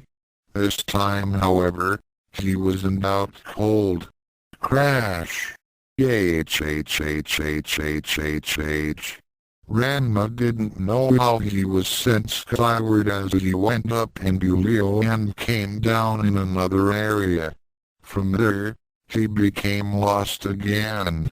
The enslaved and the Amazons were a bit startled at the sudden commotion and came out of the succubi's house to see a small dot disappear over the distant horizon. What that? Shampoo asked. Lilith shrugged as she was already used to the goings-on in Nirima. It's really nothing. That sort of stuff happens all the time. Keeps things interesting. Assured that it wasn't any their business, the Amazons went back inside with everyone else. As they prepared to search for the Tendo clan and Genma in order to cure them, they did not realize that one of the greatest enemies of their tribe was just a few blocks away. In the underwater kingdom, a certain individual was getting his royal rear end kicked in as the Indian warrior continued to knock him around like a hacky sack. At this point in the fight, Raiko was on the verge of collapsing. Kalasei was among the top fighters, if not the very top of her generation. It was obvious that there was no question that Raiko wasn't going to win this duel unless he used his strongest moves on her. The merman was on his hands and knees as Kalasei slowly approached him to finish him off. He was more than winded and his vision was spinning. His intended queen had no compunctions whatsoever in beating him to within an inch of his life. He knew that she would give some of the strongest children in the ocean, and that was one of the main reasons why he wanted her. However, that dream was becoming more and more impossible. No, I won't give up. She will be my queen. Out of sheer desperation, he lashed out at the last minute with a kick, catching Kalasei by surprise, and flipping her into the air. Then he pulled himself into a giant oyster shell and began shooting gigantic energy balls shaped like pearls at her. Gem anger. As Kalasei was blasted further upward, Raiko emerged from his shell and let loose with his most powerful attack. Water Gel. A huge bubble appeared and floated upward, catching Kalasei as she came down. Then it started to sap her strength. Raiko managed to get back to his feet and smiled in triumph. Give up and become my wife, Kalasei. Nothing can break my water Gel.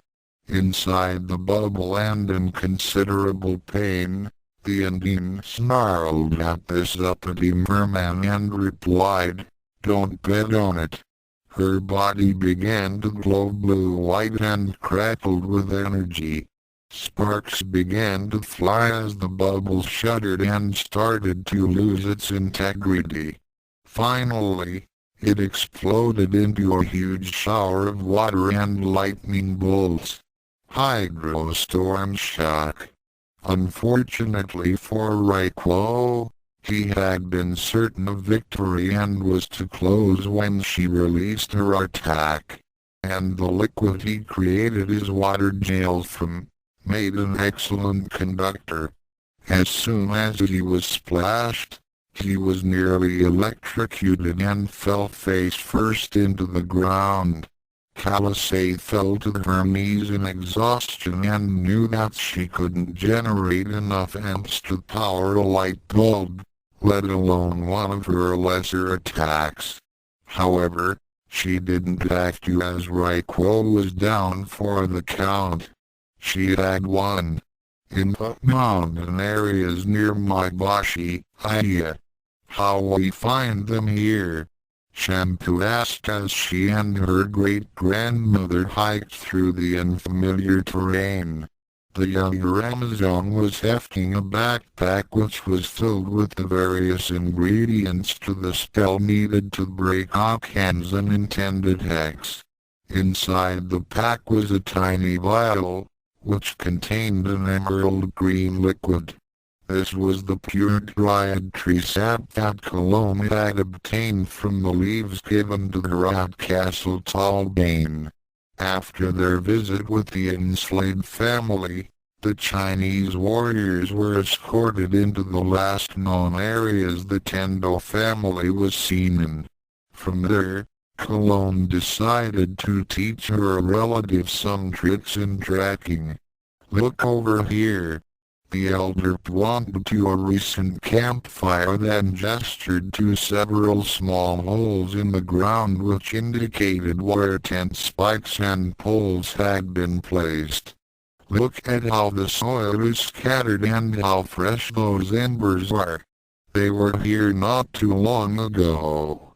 Judging by how haphazard these signs are, I'd say they left in haste. How you know them? Could be someone else camping here. Shampoo said. Take a deep breath and tell me what you smell. The purple-haired girl did so and wrinkled her nose in disgust. I smell like horse dung, rotten fish heads and blacksmith's flags after eating too many beans. Shampoo also smelled flowers, morning dew and fresh soap. Why smell together? That's the curse the Tendo family and John the Sodom are afflicted with. And if you're able to smell it that strongly, then that means they're not too far off. If it were more than a few days old, the smell could only be picked up by dogs or the Talbanes. Come. The smell is strongest in that direction. Cologne pointed toward the horizon. Hope we find soon. Shampoo commented. Bad smell may cause trees to die.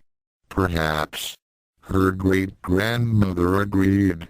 And let's hope they don't stand too close to their campfire. That smell of theirs is liable to ignite. Meanwhile in the Atlantic Ocean, are you sure that it's alright just to leave like this? Nebiki asked as she, the Talbanes and Khaleesi rode the Sea-Wolf fly away from the entrance to Atlantis. They were all back in their human forms. Lying on a nearby table was the incomplete medallion, now joined with its fourth fragment. Matthew's father had decided to look for the next fragment location once they were back at Castle Talbane. I did offer to help Raiko search for any other survivors of his race, but he wouldn't listen to reason. John pointed out as he piloted the sub. He looked over his shoulder and addressed the Indian. He really wants you, Khaleesi. HMPH. Khaleesi snorted in disgust. He was just a sore loser and he kept on saying that I cheated. He should take his loss and go find someone else. Yeah, but he was really mad at us and blames us for everything that's happened. He even swore he'd get his revenge on us. Soon's daughter pointed out. As a former mercenary and blackmailer, she knew just how vindictive and petty a person could be. Anger and pride could make someone make rash decisions, and thoughts of revenge can drive him/her over the edge. Hey! That was not our fault, Matthew said in protest. We just came here to bargain for that medallion piece, and he was the one who was being unreasonable. Then he tried to force Khaleesi to marry him with that challenge. She won fair and square, and we get the medallion piece. We offered to help him and he turned us down. There's not much else we can do. In any case, if he comes after us for some kind of stupid revenge, then we'll deal with him. It's not like one merman can do much against us.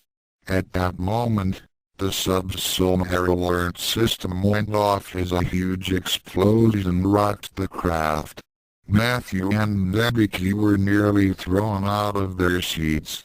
John thought hard to right the ship, and then looked down at the console to see a very large object on the sonar screen, coming toward their position. Matthew, the younger lycanthrope, nodded as he turned on all the Seawolf eye scanners and monitors. What hit us? John asked. His son began reading the data and was shocked at the results. According to the sensors, we were just hit by a torpedo. A torpedo? Nebiki gasped. Who fired on us? Matthew then switched on the rear view monitor and stared in disbelief at what he saw. The others also gaped in shock at what was coming at them. The thing was about 220 feet long and was cylindrical. It had coral attached to several areas of its rusted hull. The ugly machine had not been seen in over 65 years, and it looked like it was about to fall apart. However, it was still recognized by all those aboard the Talbane's vessel. I don't believe it. That's a World War II submarine, Matthew exclaimed. John noted the identification number imprinted on the bow of the vessel and fed the information into the Seawolf II's computer. He then read the data out loud. HMMM U-Boat 338 Type GIC submarine reported lost in combat on September 20th. 1943 mysteriously disappeared after diving to escape the Canadian corvette. Drummer explosion was heard, but the wreckage was never found. He looked back at the rear view monitor and commented, so that's where she ended up. But who's shooting at us? Nebiki cried out. As if in answer, the radio crackled to life as the sound of static filled the air. Then a familiar voice was heard. You'll all pay for denying me my queen. I, Raiko Aldbath, King of Atlantis, shall have my revenge. At that moment, the Talbanes learned that the insane merman was at the helm of a Nazi war machine. How the hell did he get a U-boat? Matthew exclaimed as he began to track the German sub. I'm guessing that in World War II that U-boat must have strayed too close to the outer borders of Atlantis, and was automatically sunk due to the protection field. John hypothesized as he began taking the Seawolf I through evasive maneuvers. Raico's people must have salvaged the sub. How could it withstand the pressure down here? It doesn't have an orichalcum hull or titanium infrastructure. Heck, it shouldn't even be moving. Judging from the energy readings I'm detecting, I'm also guessing he's using special Makai stones to strengthen the substructure and power its electric batteries. He must have also put in an autoloader and, John then put his sub into a violent turn to avoid a pair of torpedoes launched from the U-boat.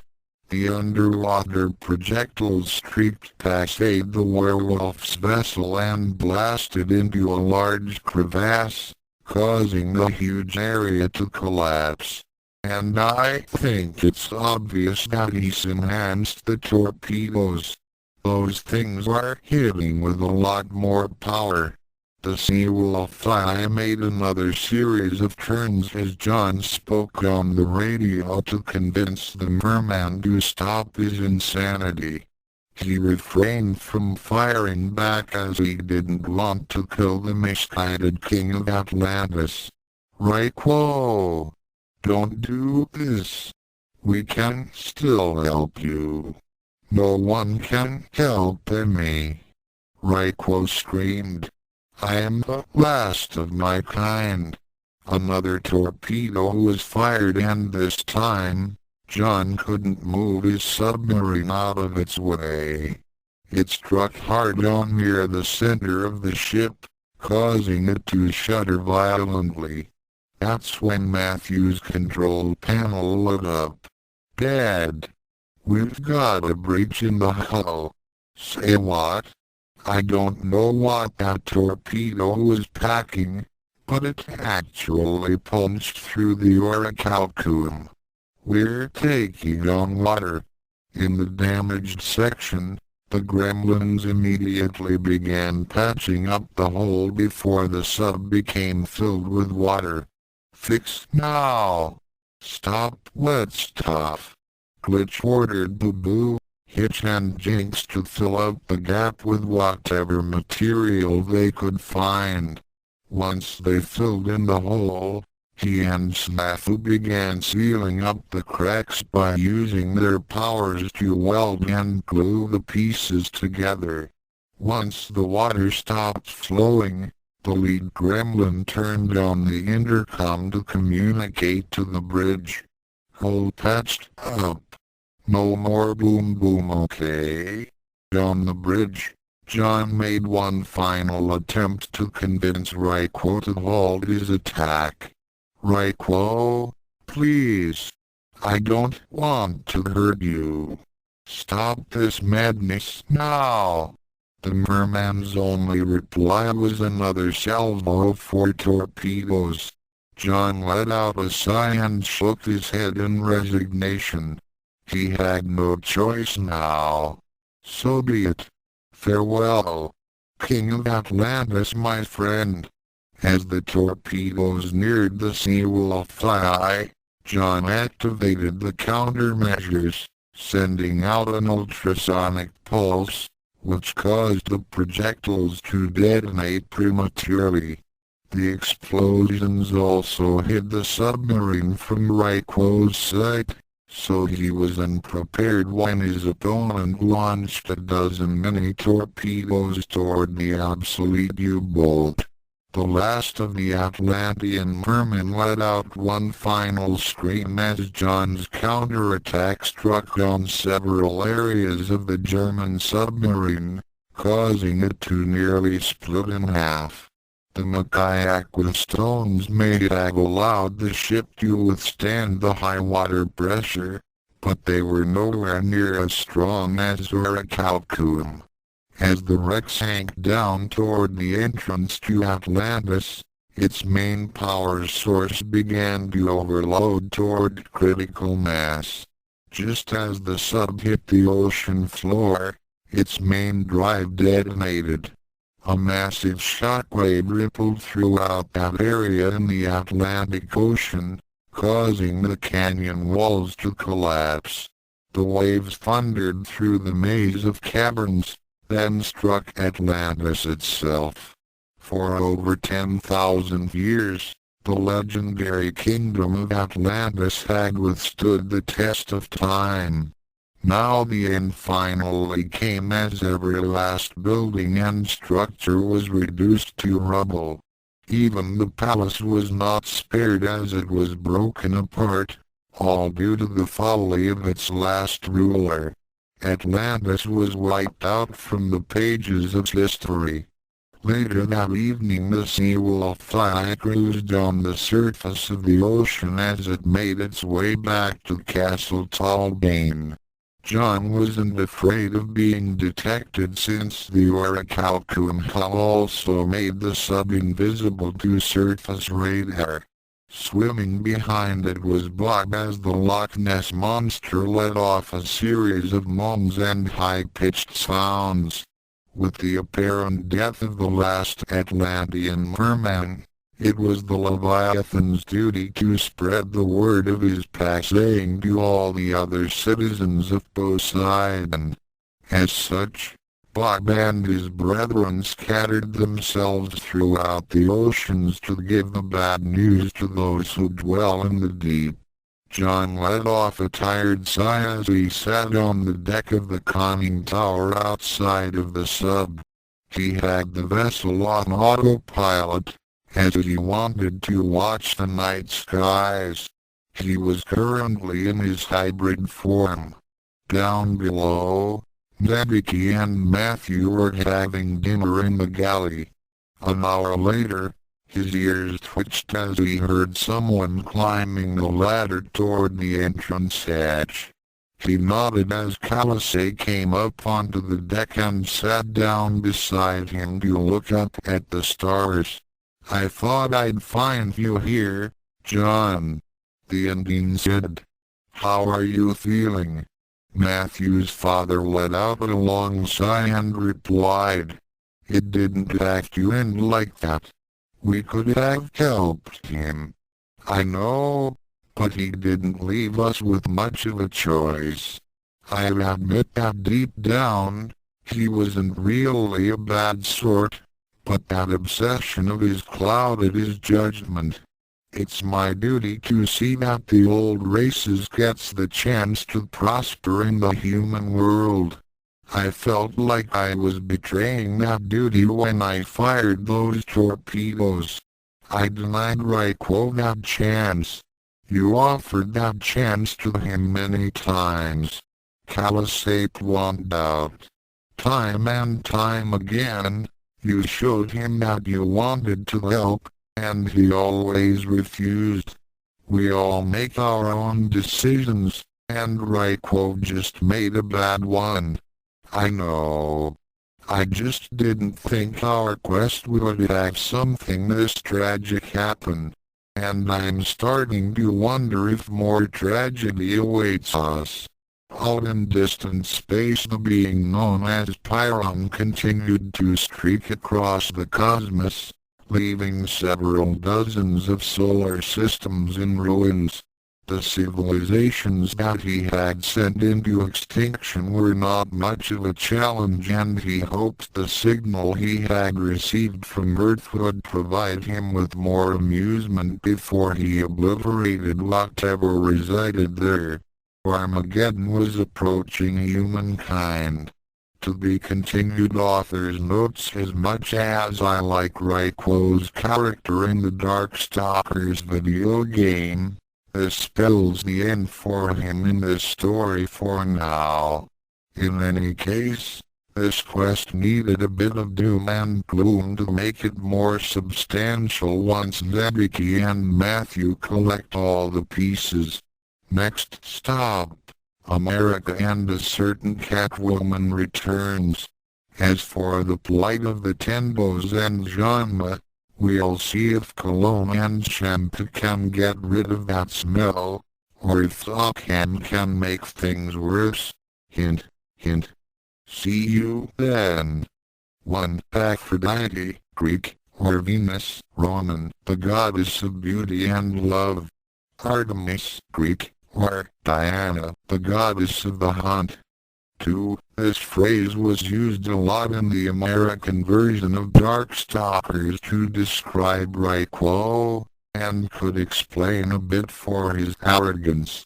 3. I got this from Dragon Ball Z when Super Saiyan Goku slapped Frieza silly and King Kai cheered him on. Incomplete.